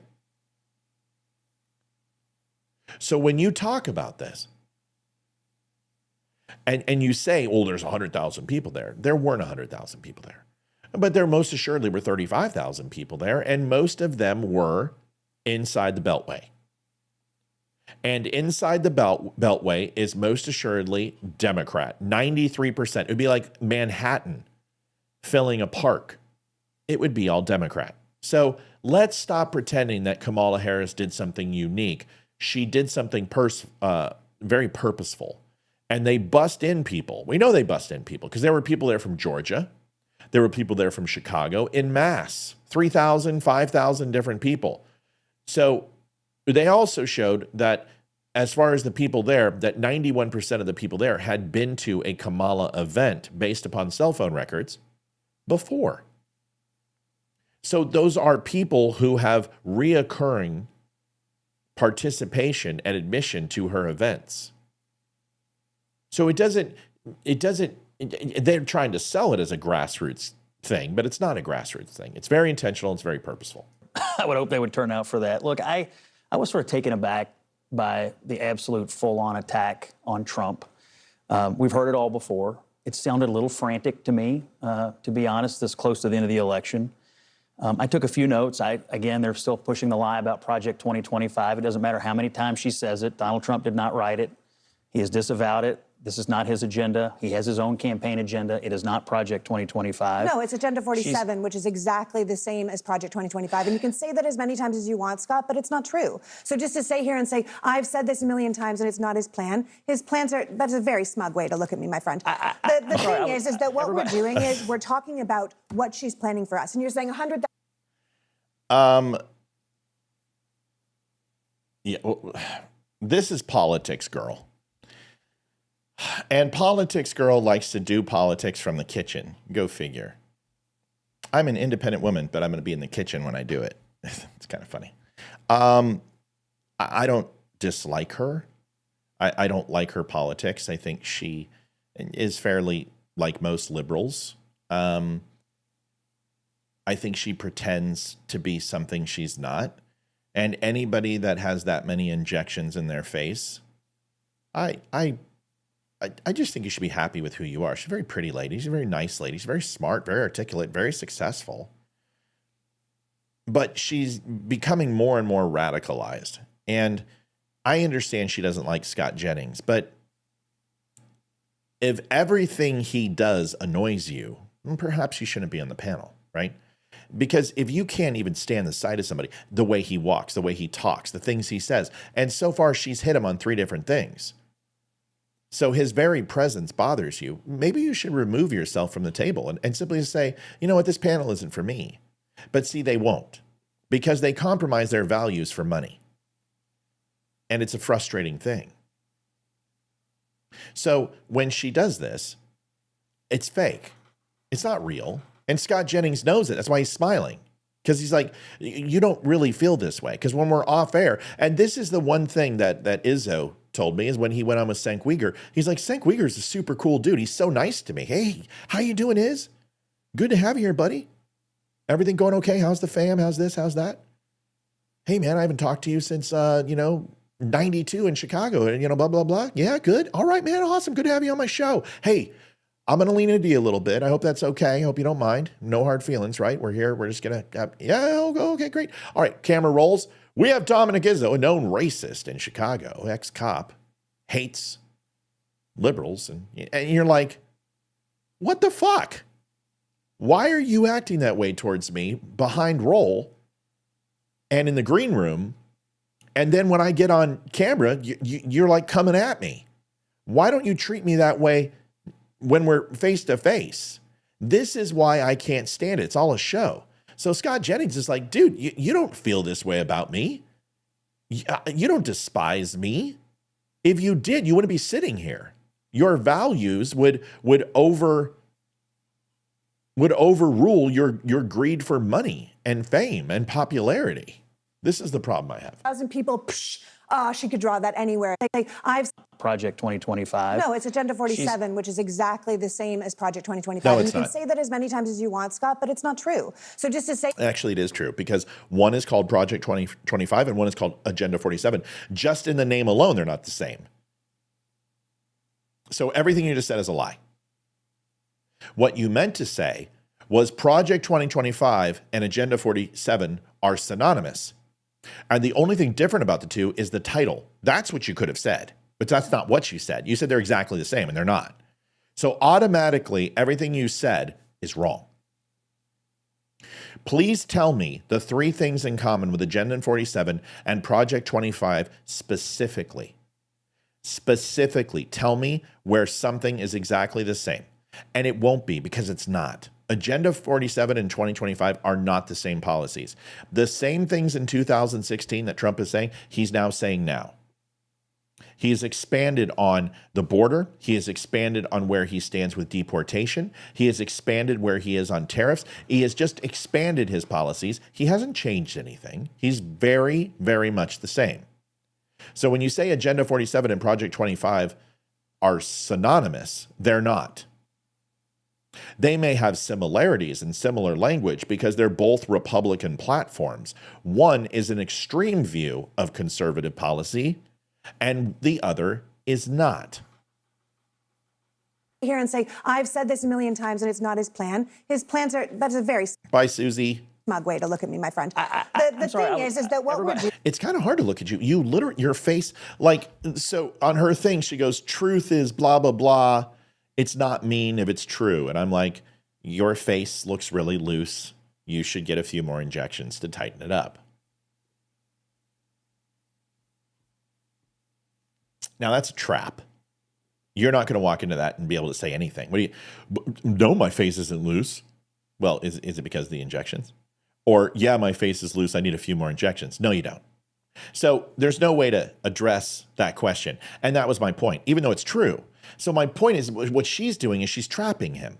Because if he defends Project 2025 through his protection of Agenda 47 or tries to qualify what she said or disprove what she said, he immediately is kind of validating what she said, guilt by association. So what Scott basically says is they're not the same. That's not true. And that is true, what he said.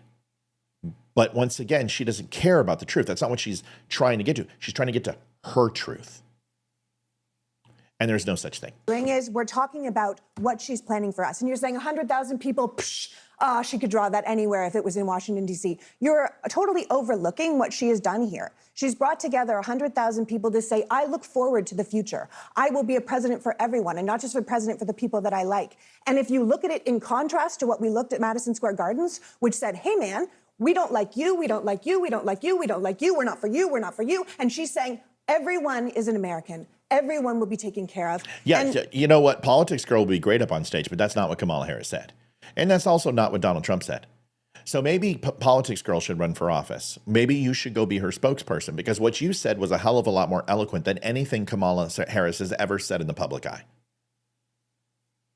to the point that we were making earlier, she's saying, here's what the future looks like under me. Wow. First of all, if you're a president, That's a huge crowd for this. That's, 2008 size Obama crowds. If you're a president of the United States, you probably shouldn't say under me. We're not big fans of that. We did that with royalty. We did that with the kings and queens. We really have no desire to do it again. I want to give people a news flash. The president of the United States is not the leader of the people. Glenn, I'm a little busy right now. I'll get to it in a second. That's why it's not good to do them all at once, because there's no possible way I can get to all that donations if there are any. So I can't do that right now. I'm doing the best that I can, buddy. But I would have to put in multiple. That's why we try to do it throughout the show so I can, do it. But I'm doing a segment, so I'll get to it when I can.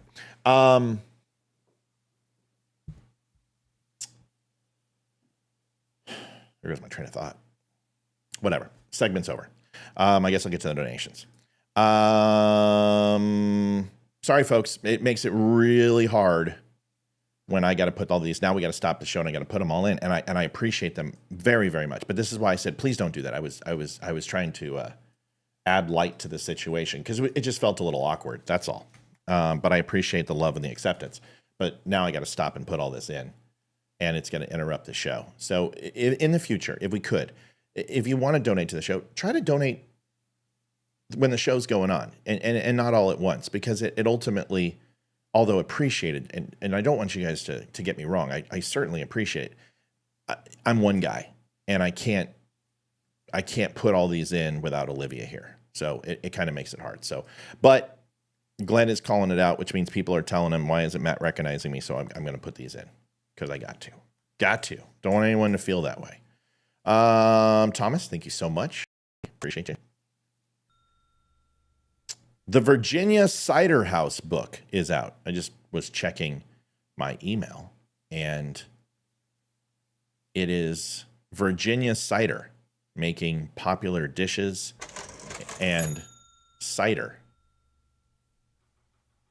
Based in Virginia. I don't know. I'll let you know if it's a good book. I got a good email from it, so I figured I'd just share it with you guys. Give them a plug. Thank you so much, Thomas. I appreciate you, buddy. Trying.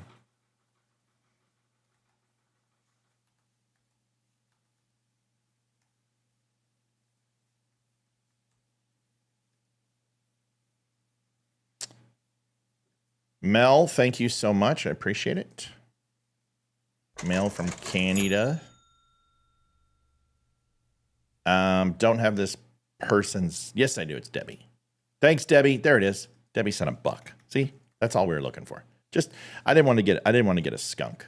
I didn't want to be skunked today. Not my idea of a great day. Let's see. We've got Glenn as well. Thank you, Glenn. Appreciate you very much.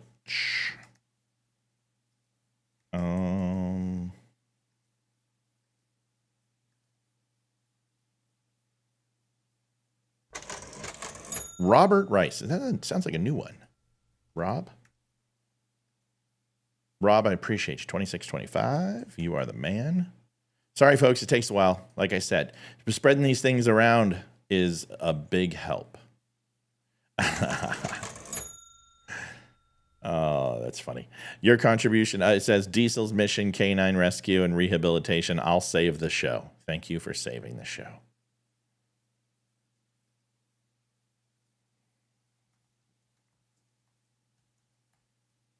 All right. There we go. Okay. We're good to go. Thanks, folks. Everybody's contribution. I do appreciate you. Melanie, I don't know what happened, but I don't see it, and it's fine. It's not a big deal, but I'm not seeing it. So you might want to just double check your records and see if it went through. Thank you for the Venmo, Christina. We appreciate you. All right. I think we're good. Thank you, everybody. In retrospect, I probably shouldn't even have said anything. It was more of my internal dialogue of like, oh my God, this is embarrassing. It says 0 and we're an hour in. That's all. You get trolls and stuff like that. You don't want to feel that way, but I do appreciate everybody. I did it before you said don't do it. Debbie, you're great. I don't know. I got 90-45. That's good enough. And we appreciate you and we thank you. And folks, donations are never necessary. I can't stand a 0. So take pity on me. If you ever see a 0 on there, throw $1 or something my way, or call Olivia and tell her to do it, just so we don't have to have a big duck egg. But I do appreciate everybody. Seriously, I don't want to seem ungrateful. I'm actually embarrassed now because I did not want to get that type of reaction. I wanted people just to simply throw $1 on there, so I didn't look like a knucklehead. And then I wound up looking like a knucklehead. So thank you. That's what awkward looks like. Joe Rogan. Here is his reply when talking about Kamala Harris, and we can take a listen. I heard you might have needed to cancel on us to get Kamala Harris on. I was not going to do that. I would have had to. I knew you guys flew from England, and I wasn't going to cancel on you because she had an opportunity to come in. You could look at this and you could say, oh, you're being a diva. But she had an opportunity to come here when she was in Texas, and I literally gave them an open invitation. I said, anytime. I said, if she's done at 10 o'clock, we'll come back here at 10 o'clock. I go, I'll do it at 9 in the morning. I'll do it at 10 p.m. I'll do it at midnight. She's up. She wants to, drink a Red Bull, fucking party on. Yeah, but I think this idea that you're being a diva is silly because you're offering her the opportunity to do exactly what the other candidate did, right? Well, she actually reached out when she found out that he was coming on. So their camp reached out to me. So I said, great, I would love to talk to her. but it was very difficult to tie it down, and they wanted to travel. And see, the thing is, like, you can't, if I go somewhere, then there's going to be other people in the room. And they want to control a lot of things, I'm sure, according to the Brett Breyer interview on Fox. Like, people were waving them off. That's a distraction. People in the room, like, my whole goal with her and with him is just talk. Just have a conversation like a human being. You find out things about people. You get a sense of them, at least, a real sense. That was it. I don't give a fuck what we talk about. I really don't. I just want to talk to you. Who the fuck are you? What do you guys think? Now, this is a loaded question because this is usually what happens when you go, what do you think? They're like, oh, he should never make an accommodation for Kamala because it's Kamala. But let me ask you a question. If it was Trump, roles are reversed. Kamala goes on there. She does 3 hours, has a conversation. It's successful. Then Donald Trump says, no, you need to come to me. Now, how do you feel? Should Joe Rogan make the exception? So ask yourself in that way. And what do you think? Give me some comments. You want to call in? You can call in. We've got the phone lines open. Would love to get your thoughts. You know how I feel, and you don't need to echo my sentiment. If you think Joe Rogan's being a diva, let me know. I mean, is there anyone who disagrees with what he's saying? And you really have to do that, what I just said. Don't think of it as Kamala. You need to give yourself a hypothetical. And the reason why is because you're not going to give an honest answer. Because what it is Trump can do no wrong. I'm voting for Trump. Of course he should accommodate Trump. If that's the way you're thinking and not the same way for Kamala, then that's really a biased way of thinking. So can you separate that it's Kamala Harris? This is a vice president of the United States. Whether you agree with her or not, whether you like her or not, she is fairly prestigious. This is a very important role. Second most powerful person in the world. Do you think that a person should accommodate her schedule on her request? Should you change your show? For instance, I have a live show. It's always 2 hours. Should I make my live show with her a half hour? Well, her schedule's very, very tight. She's traveling a lot. Should I make an accommodation? What do you think? Rogan sounds frustrated with her. He does. Depends if he truly wants the interview. Melanie, that is a great answer. That is a great answer. Maybe if the interview was in the Oval Office, Jason says. That's an interesting point. But it's hard to travel to a studio versus she travels all the time. But is it hard? No, because she was in Houston. And he's in Austin, I think. So, but he does sound frustrated. And I think he's frustrated because, you know, people are saying, oh, you should accommodate her. You know, half of America is just running their mouths on him, who don't even listen to Rogan. And I'm like, good. You know, I think that he here's the problem. I don't think he needs to make that distinction. I think he offered her exactly what he offered Trump. And I think that's fine. Yeah, treat them equal, Tom says. Same standard should apply here, was the president. Angie says, yep. Rogan isn't hungry for the interview. He does not want or need her. I would be the same way. Good. No accommodations, Karen says. Good. Yeah, Thomas says, treat them equal. She could have spoken to more people on his podcast than she gets to talk to at any stadium. So true. Yeah, so I think I think Kamala Harris picks and chooses where she wants to be. And this is why she didn't go to the Al Smith dinner. This is why she isn't on Rogan. This is why she doesn't come on any tough shows. She went on Fox. Oh, Jen, listen, okay, let me just put this all together. You don't need to apologize for donating. I want you to donate. I don't want you to stop.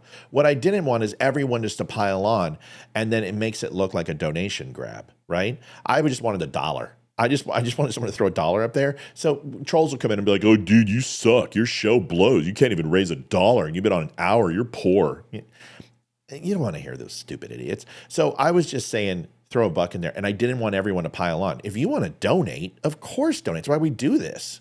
Like the show, our goal is to have the show never cost us money. But there's going to be days that it's going to have to cost us money, and that's okay. That's a business expense. So of course I want you to donate.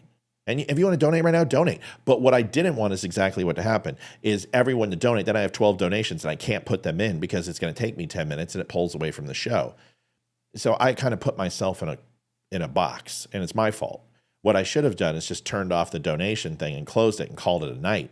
But instead, I was a little bit of a baby, to be honest with you, and realized that once I stuck my thumb in my mouth and tried to put the pacifier in my mouth and a bottle in my mouth, that I had way too much. You know what I'm saying? That was a great analogy. Goo goo gaga. Virginia says he shouldn't do what she wants, and she would end up being mad at him. You know what? That's an interesting point.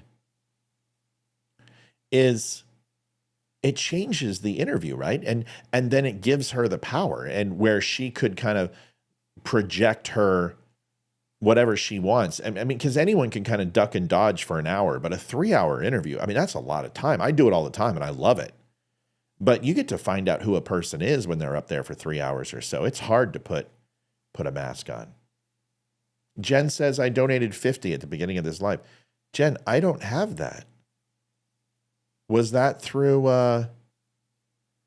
PayPal? Did you get okay, everyone who donated that and it didn't pop up, please do me a favor and check. That was yesterday, Jen, right? I don't have one for today, kid.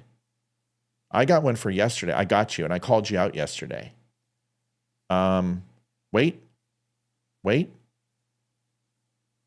What date is this? I didn't see this. Yeah, it's today at... Jennifer, I'm so sorry. I didn't see this today. This email didn't pop up. Maybe there was a delay in this. Jennifer, I'm so sorry. Now I totally feel like an ass. Oh, damn. Now I feel like a dick. I'm so sorry, Jennifer. I didn't see this. I wasn't mad at anybody. I was just like, I was begging for $1. Thank you, Jennifer. I didn't see it. Melanie says PayPal. I checked. Okay, let me go look. See, this is important. See, I never want anyone to not get credit for helping out the show. Son of a bitch. Oh, no, that says, what the fuck? People, honestly, they don't care about people. That's not that. That's a Facebook post you made. There's Melanie. Oh, I love her. Here, this is that's what popped up when I did a search in my email. What the fuck? These people, honestly, they don't care about people. That was her Facebook post. Melanie, I've got nothing from you. Let me see.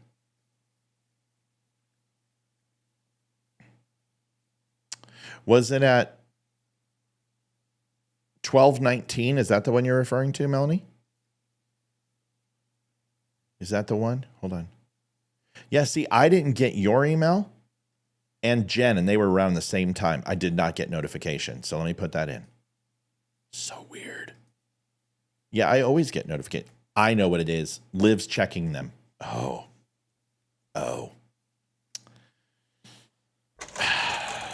Mel, thank you. I'll take care of this one.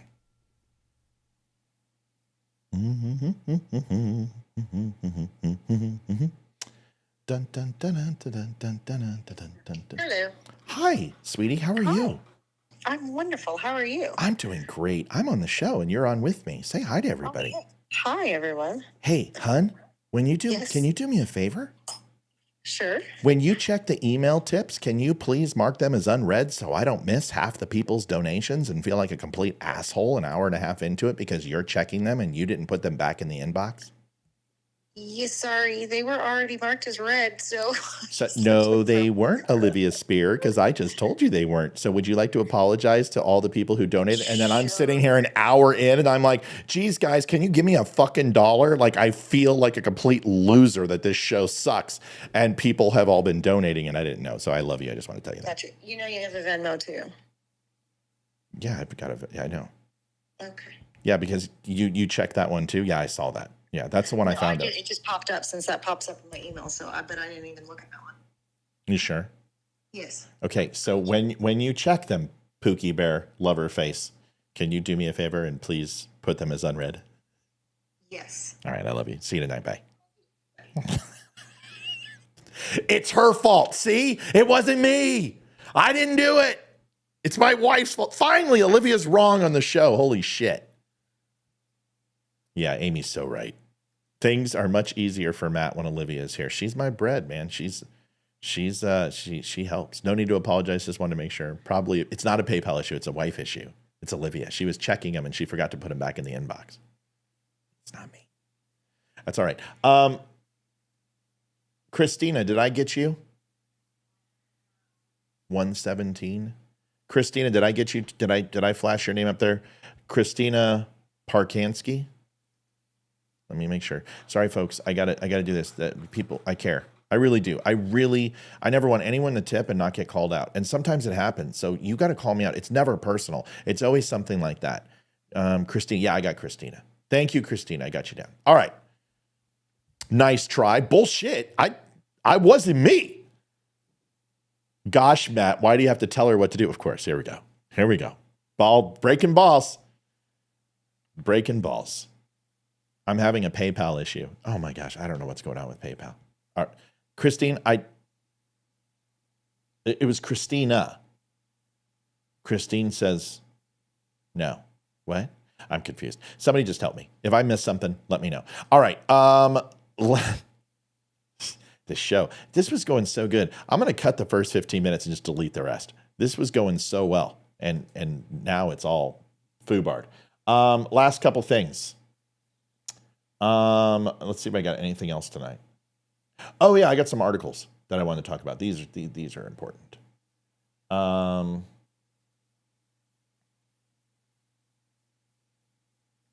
So there was an article done by the Daily Signal. And if anybody tried to donate and they didn't get a call out, let me know. And if anyone donates in the future, just give me a holler. Okay. Fact-checking Kamala Harris, her ellipse speech. And this is from the Daily Signal. If you haven't seen it, you should go see it. When I do these articles, I'll try to put them in chat for y'all to follow along with. And Tim Pool's really good at this. I'm not. I like to kind of go off the cuff, and he likes to have an article up. But there were a couple articles that he can't break balls of steel. Titanium, lady. Titanium, not steel. And he does a great job of this, so I'm not very good at it, but we'll do it anyway. But if you take a look at some of the things that were fact-checked that she said. Look, we know who Donald Trump is. He is the person who stood at this very spot nearly 4 years ago and sent an armed mob to the United States Capitol to overturn the will of the people in a free and fair election. An election that he knew he lost. Americans died as a result of that attack. 140 law enforcement officers were injured because of that attack. And while Donald Trump sat in the White House watching as the violence unfolded on television. All right, so fact check it. If we go back and take a look, the armed mob BS. First of all, there were people who had firearms at January 6th. Stashed nearby, they said, and that they had them on their person. There was supposedly one person who had a firearm. From the January 6th violence, Ashley Babbitt died. There were no police officers who died that day from this. And Officer Sicknick, Brian Sicknick, who is a friend of one of my friends that we had on the show, he died of natural causes the day after. Now, obviously, stress doesn't help that, but give me a break. There were people who had zip ties. We know this. There were people who had box cutters and things to that effect. But as far as an armed mob, that's not true. Now, if you want to talk about makeshift weaponry and, poles and sticks and stuff like that, okay. But let's be honest. He didn't arm anybody to perform an insurrection. Donald Trump said peaceful. And, I can understand why people hold Donald Trump accountable for his words because they were inflammatory before that. And I was saying it.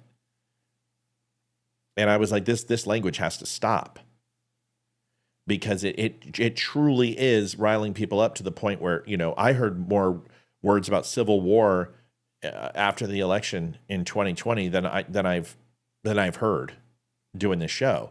I was really warning people not to go down there on January 6th from the rumblings that I was hearing. But it wasn't an armed insurrection. There was another woman that died that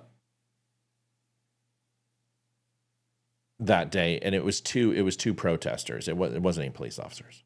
There were not any police officers that died directly from that day. Next is abortion. That is immoral, and Trump's not done. He would ban abortion nationwide, restrict access to birth control and put IVF treatments at risk, and force states to monitor women's pregnancies. Just Google Project 2025 and read the plans for yourself. PolitiFact blew this away, and fuck PolitiFact and fact-checking groups. But, you don't get to sit there and use them and go, well, PolitiFact said it was true. Well, PolitiFact said it was a lie. It's a complete lie. Center of Disease Control and Prevention require every state to submit abortion data. It is already collected. There's no reason to pretend that it's not going to be. CDC does not require states to submit abortion data, but many of them do. In no way, shape, or form is this a right policy. He does not want to shut down IVF. That's in no way, shape, or form. It's a 100% lie. He doesn't want to restrict contraception.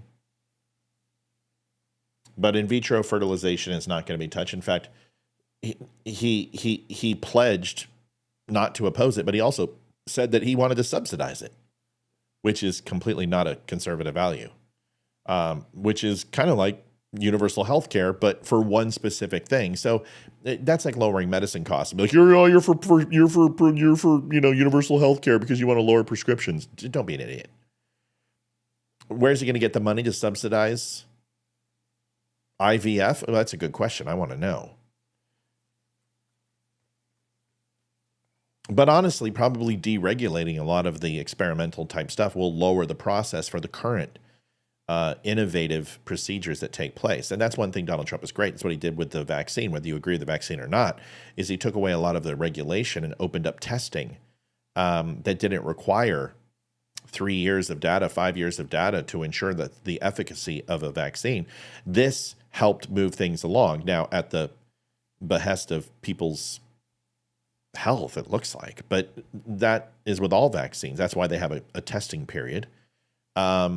But Donald Trump, when it comes to IVF, which is a fairly benign procedure, could deregulate some of the more aggressive procedures for artificial insemination, which would not make IVF current standards obsolete, make them more affordable.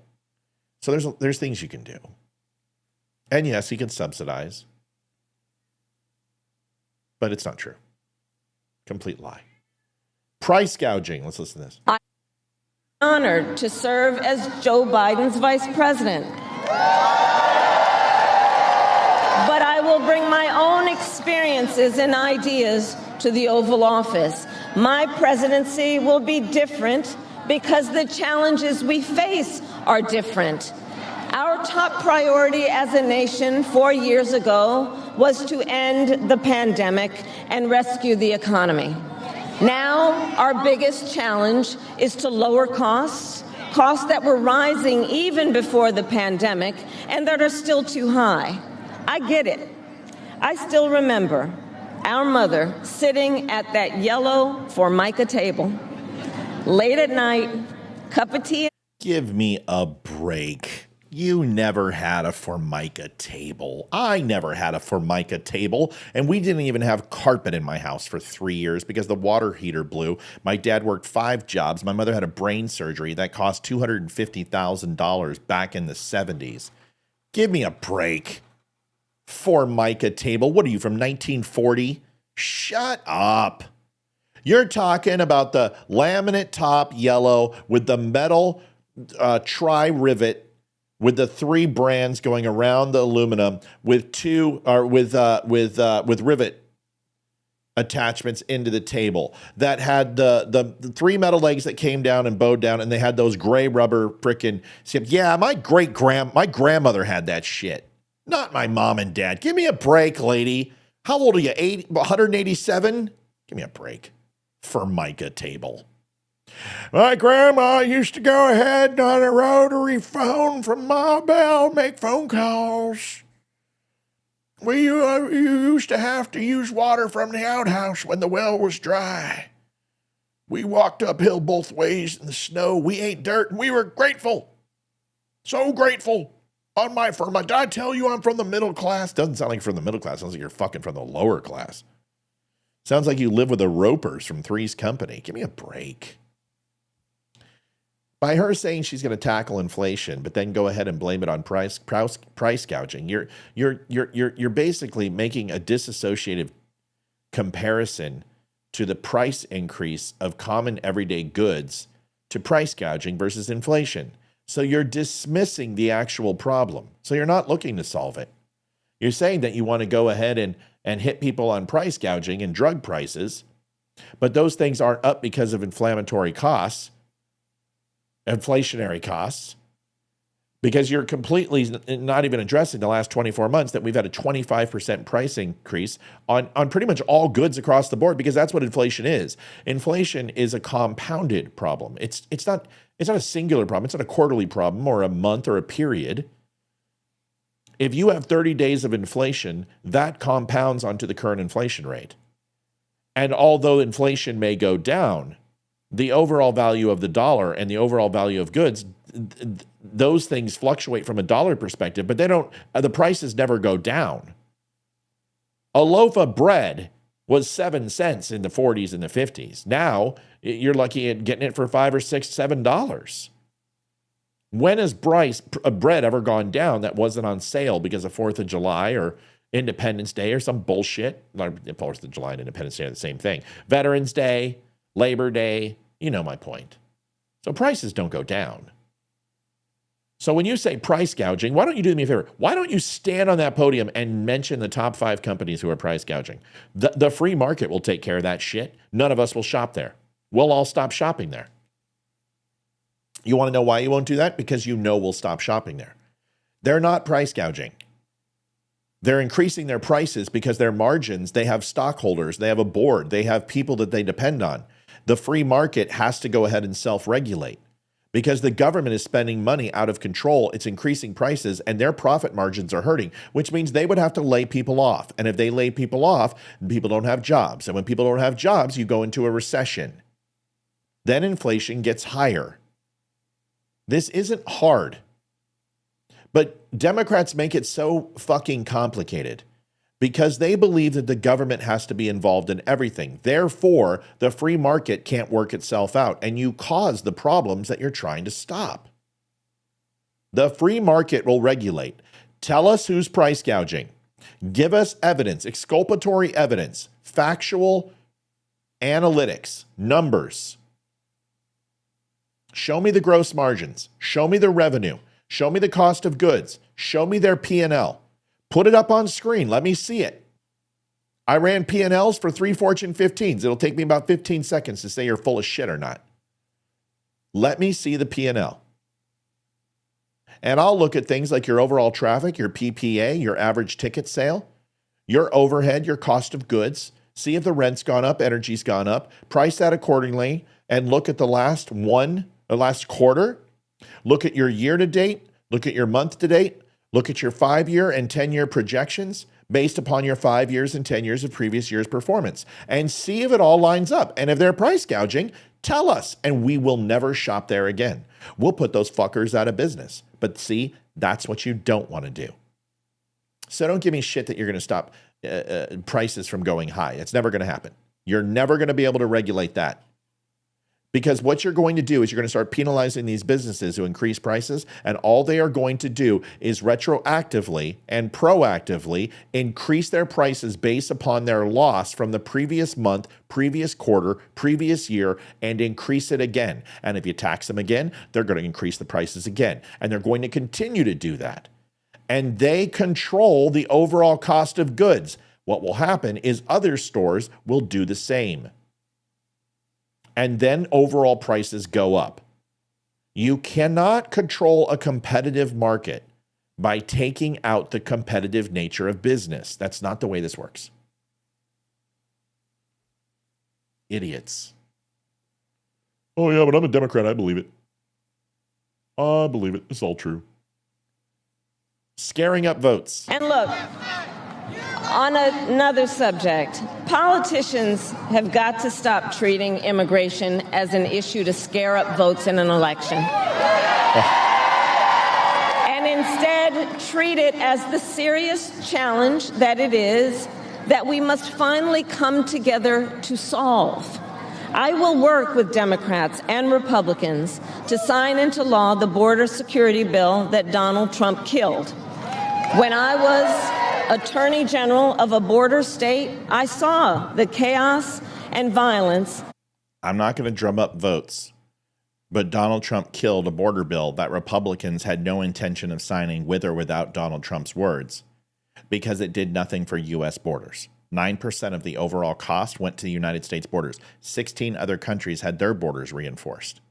You didn't address remain in Mexico.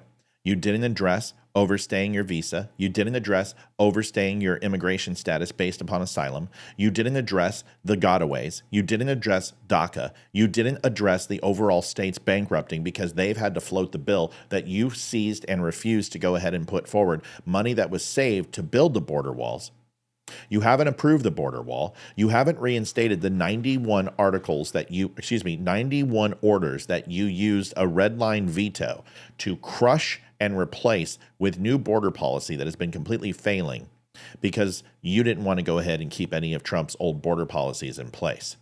Now you're going ahead and backpedaling and saying you're going to be the person who deports, but not deporting. You're going to be the person who secures the border without securing it. You're going to be the person who builds a wall without building a wall. And all the time you're talking about abortion, you're talking about Nazis, you're talking about Hitler, and you have the balls and the audacity to sit up there and fucking say, I'm not here to drum up votes. Give me a fucking break. This fucking lady, man. It's unbelievable.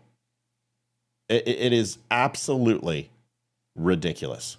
People who disagree with her are not the enemy. I pledge to listen to experts, to those who will be impacted by the decisions I make, and to people who disagree with me. Unlike Donald Trump, I don't believe people who disagree with me are the enemy. He wants to put them in jail. I'll give them a seat at the table. Oh, come on. Come on.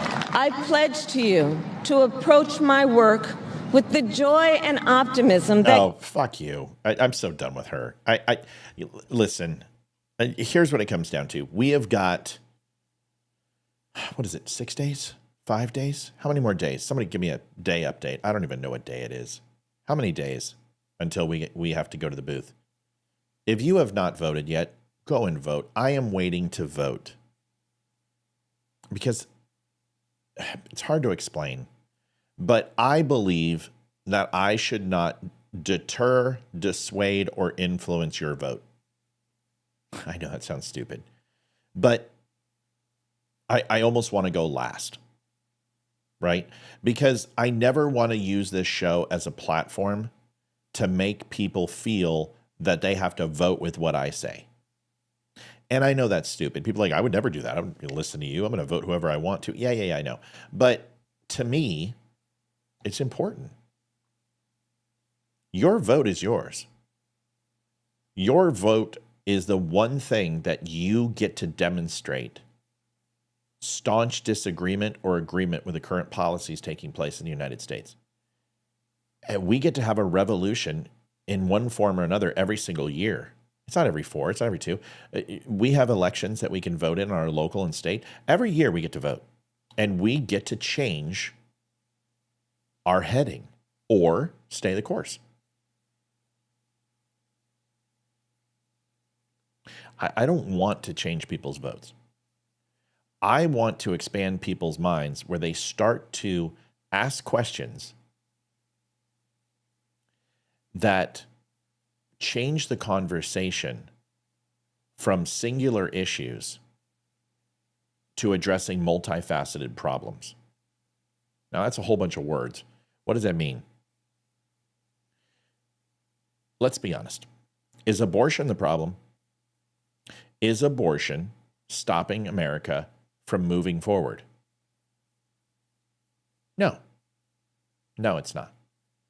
Would deporting 15 million immigrants destroy America's economy? No.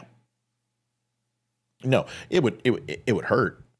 And it would be nice to have more babies being born than illegals coming across the border, but that's a nicety. From America's standpoint, United States standpoint as a whole, what we're talking about from a defense standpoint, from an economy, from a sovereignty as a nation. But there's something very important about the soul of the nation. And would it harm us from a morality standpoint, an objective morality, not a subjective, but objective, that abortion is wrong? And even though Democrats try to make that abortion is a subjective morality, it's not. Everything in our laws that thou shalt not kill. It's natural law and it's God's law. And every single society has pretty much agreed, except for some Shaka Zulu Babulu tribe in the Amazon, who thinks that if you have a lighter that you're a god and hasn't communicated with humans, are pretty comfortable with the fact that you don't go around killing anybody you want. And most societies, their reason for killing wasn't out of joy or entertainment. Most of them were doing it because they felt there was a necessity. Some of them could have been plague-driven. Some of them could have been defects in children. Some of them could have been sacrificing to their God. But their reasons were, in their eyes, altruistic at the time to do that. In this case, abortion is not an altruistic reason. It's a selfish reason. And the reasons to not have a child are never that this is the best thing for the child. It's always this is the best thing for me. So when I think about this, is abortion good for the soul of the nation? No, I don't think it's good. Is it necessary sometimes? Of course it is. Medical procedures in order to save a life are absolutely necessary. Otherwise, if there was there wouldn't be neonatal nurse practitioners, and there wouldn't be infant surgeries, and there wouldn't be preborn surgeries and prenatal surgeries. Because sometimes you put the mother at risk to save the baby's life. And there are times where, unfortunately, the baby may not survive to save the mother. And those decisions are made in a difficult way, in a difficult time. And honestly, none of those things really impact you whatsoever, unless you are one of the people whose loved one or you are on the table.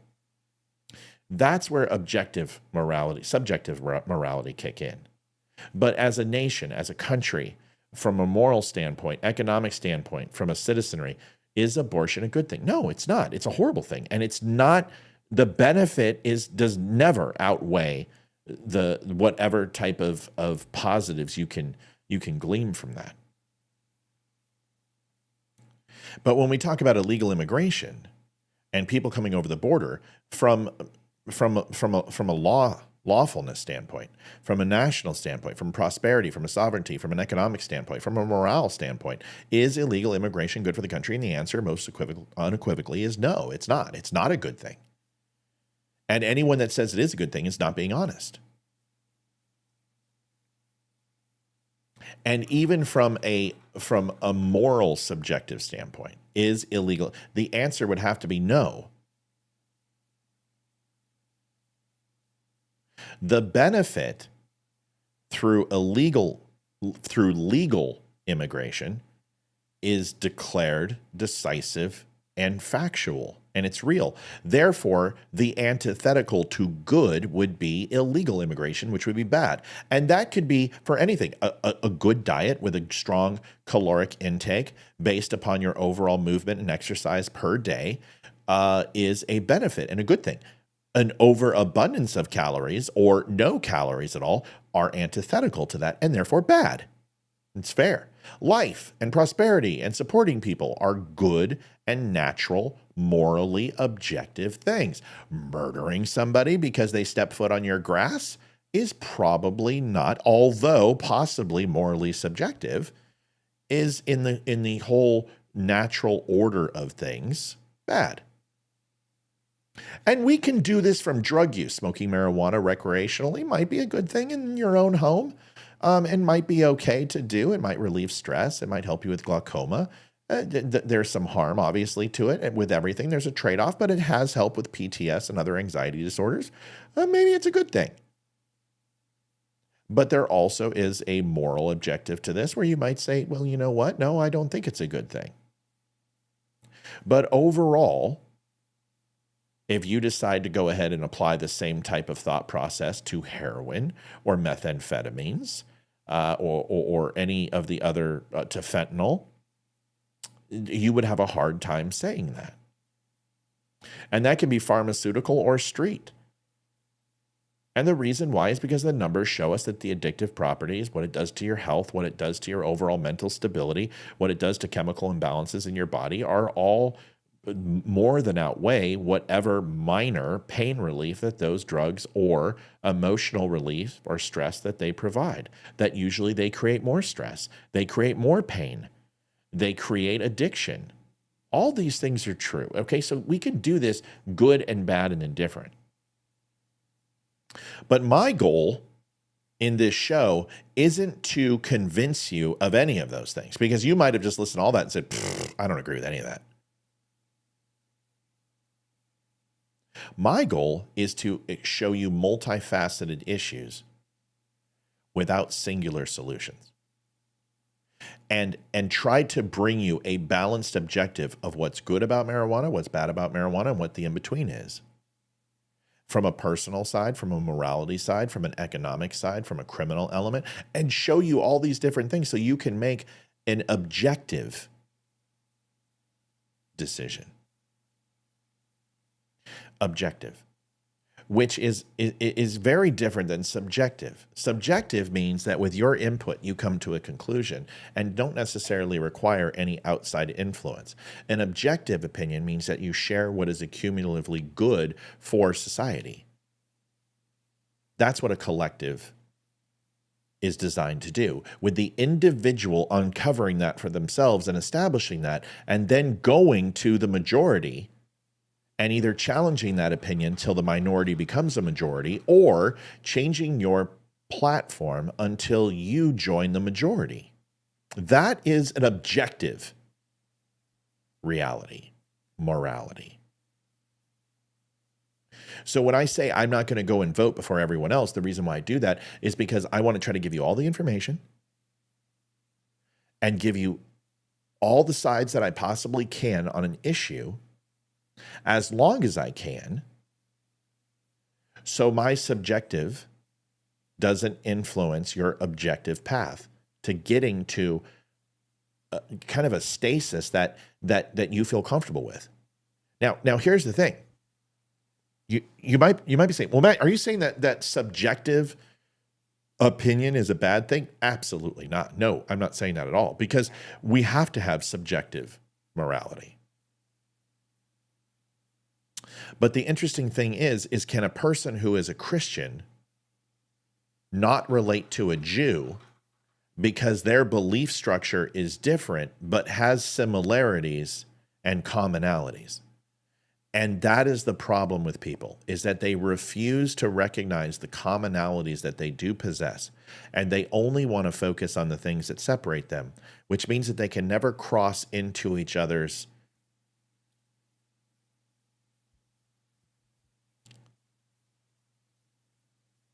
shadows that they cast. So for an example, a person can say, I am avidly, vehemently against abortion, and I will never have one. There's never a reason to have one. No one should ever have one. And then their daughter, something happens. And I don't need to get graphic. Could be rape, could be incest, could be an accident, whatever it is.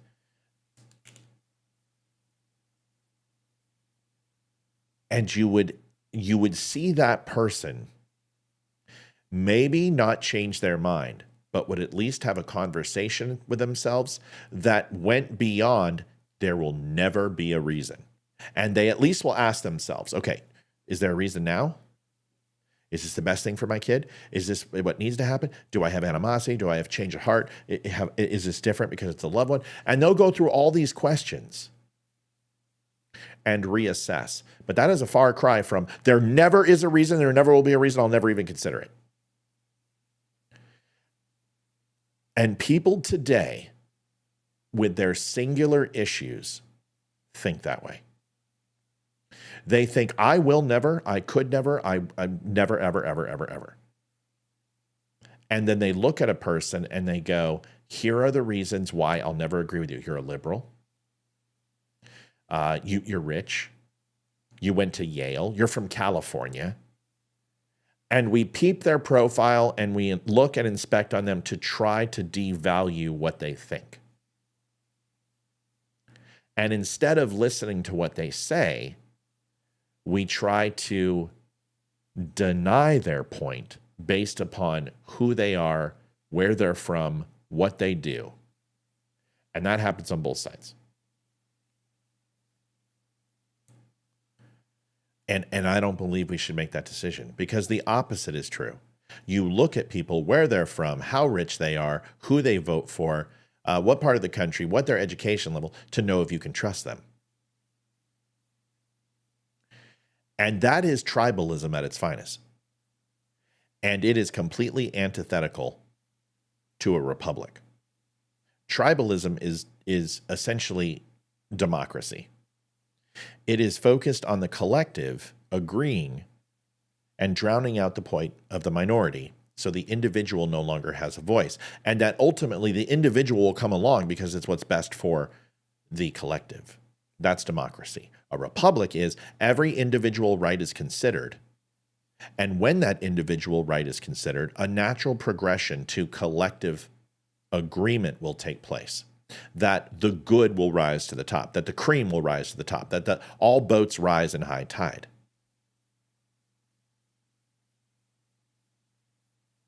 So when I say I'm going to vote last, it's because of tribalism that I don't.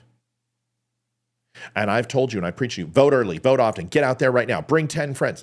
All those things are true. And I have coordinated with several different people to vote on that day.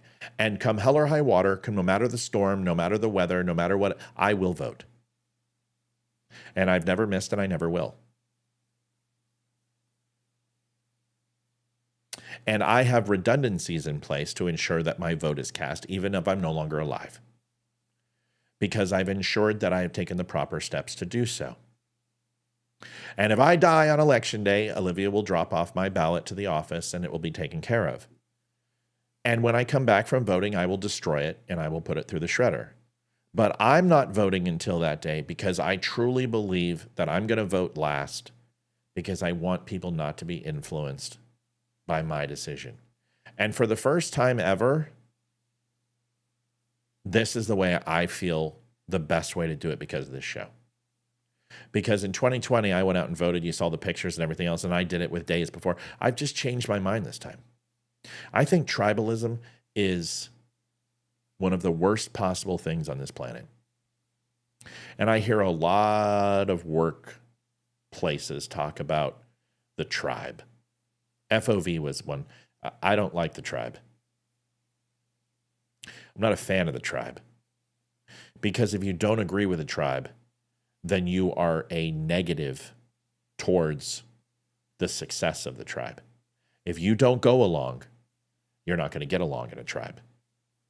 And I think there are times where the chief needs to step back and allow some of the Indians to step up who may understand things better. This is the problem. We have tribalism in America, where we have surrendered our ability to protest and argue and disagree to people who aren't better than us. Do you really think Marjorie Taylor Greene is the smartest person in this room? If we brought her into this chat, that there's not somebody smarter, there's not somebody better, there's not somebody more inclined, somebody who's more loyal, someone who will demonstrate deference to their citizens and loyalty. Do you really think Marjorie Taylor Greene is the best person for us? If the answer is no, then that's tribalism. Great job, Penny. Anyway, I want us to think about it. And I think tonight we'll talk a little bit more about tribalism and what it's about and what it means and why it's truly crushing our country. Because the last thing I'll give you is I want you to watch the next big big topic that comes up. And I want you to watch how one side embraces it and the other side immediately becomes diametrically opposed. That's tribalism. You're being told that because somebody claims and sticks a flag in a topic before you, that you immediately have to take the opposite view. You guys know what I'm talking about. You'll hear something come out of the news and you'll be like, oh my God, that's horrible. I don't agree with that. But you'll hear Trump say something, or you'll hear a senator you really like, or you'll hear a talk show host say something, maybe me, and you're like, oh yeah, never mind. That's tribalism. That is an issue. And I'm guilty of it. And I think if you're honest with yourself, you're guilty of it too. Maybe you can actually think of what that would be. Think about it tonight, and we'll talk about it at 7 o'clock, and come back and be like, Matt, you know what? I thought about that. There was this topic I saw, and you know what? Haitians, cats and dogs. My first reaction was, come on. Come on. Really? And then I started hearing about it, and then I was like, oh, really? Oh, well, if it's real, that's screwed. And then I saw counter evidence to it, and I held on to it. I didn't speak out against it when I knew that there was evidence that this was not mainstream with base truth, that it was alt-right bullshit. And I didn't call it out as fast as I could. That's tribalism. And it happens to us. And I want you to start checking yourself when you hear something and go, oh, well, I heard it from Trump. Therefore, I will not check its credibility. I believe it. That's not good. Or here's something I heard and I read an article on, and it kind of goes against conservative principles, I think.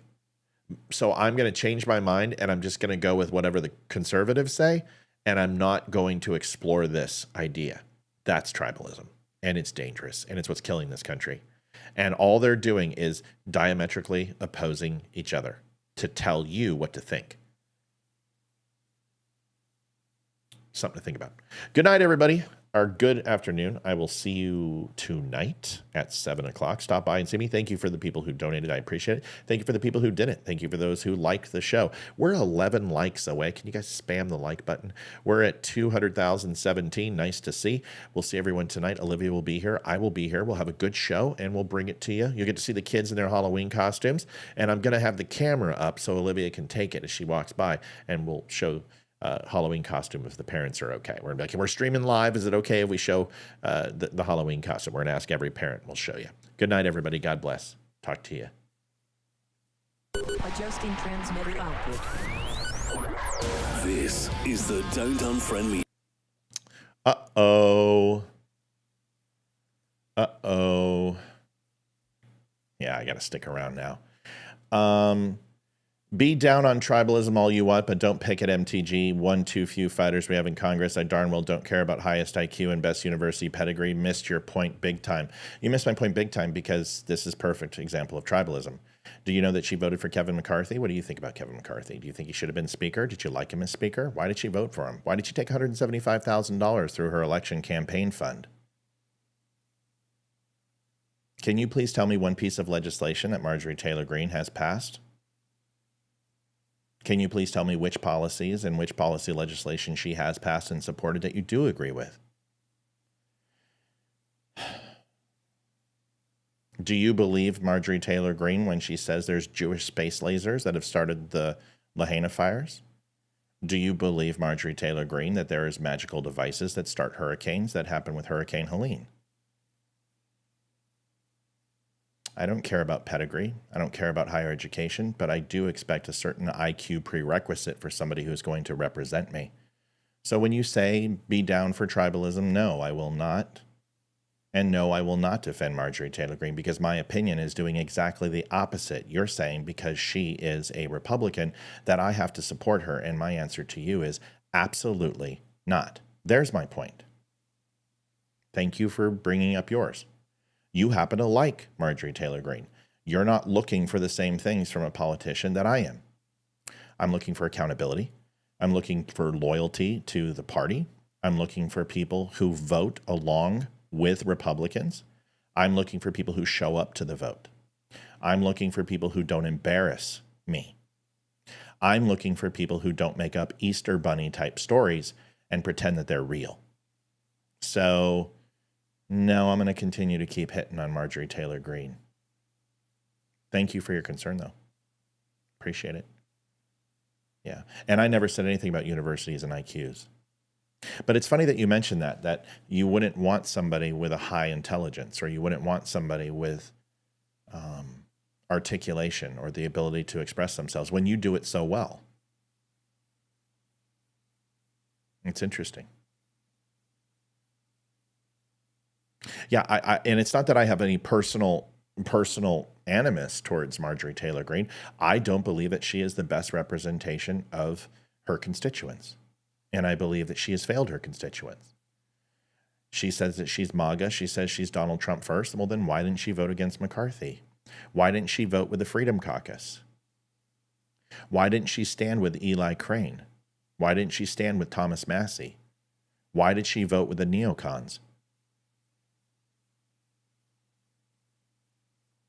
Why does she vote on spending bills and not stand with the Freedom Caucus and push forward spending bills that are antithetical to what conservatives stand for? It's sad that you left. See, that's what I'm talking. That's tribalism. You said and you drove by, you dropped your comment, and now you won't engage in a conversation. You could answer just one of my questions. So, like I said, I'll continue. I'm not bashing him. Everything I said about Marjorie Taylor Greene is true. What did I say that wasn't? How did I dishonor her or disrespect her? I just said what her voting record was. I just stated that she hasn't pushed forward any meaningful legislation. The Lake and Riley Act is the one thing that Marjorie Taylor supported that I agree with. And I stand by her, and I think it was fantastic. I love that. And I also like the fact that she called out Biden when other people were cowards and did it. So it's not like she hasn't done anything good. It's just that when push comes to shove, Marjorie Taylor Greene doesn't show up. And she does us a disservice. Because I'm sorry, Jewish space lasers, yeah, I don't want that person in office. Government controlling hurricanes to wipe out Americans, yeah. You may believe that stuff, and that's fine. You can believe that stuff. But I want evidence and I want data. Okay? Yeah, Bannon shunned her after her McCarthy vote. Everyone should shun her after her vote. The reason why she voted with McCarthy and Lauren Boebert didn't show up, Lauren Boebert didn't show up as well. The reason why she didn't is because they took political action money from Kevin McCarthy to finance their campaign. He bought them. So if we're going to get upset when Democrats get bought, why aren't we upset with McCarthy? But this is normal. And this is why we're never going to be at 10 million viewers, is because people don't want to hear the truth. They just want to stay in their bubble, and they want to think, hey, man, all conservatives are perfect, and all Democrats are evil, and all Democrats are perfect, and all Republicans are evil. Sorry, this isn't the show for you. We don't do that here. Good night, everybody. See you at 7 o'clock. Come on back. Adjusting transmitter output. This is the Don't Unfriend Me Show with your hosts, Matt, Leroy, Amy, and Olivia. Geopolitics, military analysis, and election coverage. Coming to you live on all major social media channels at The DUM Show. Honest, direct, unfiltered. We can agree, we can disagree. Just don't unfriend me.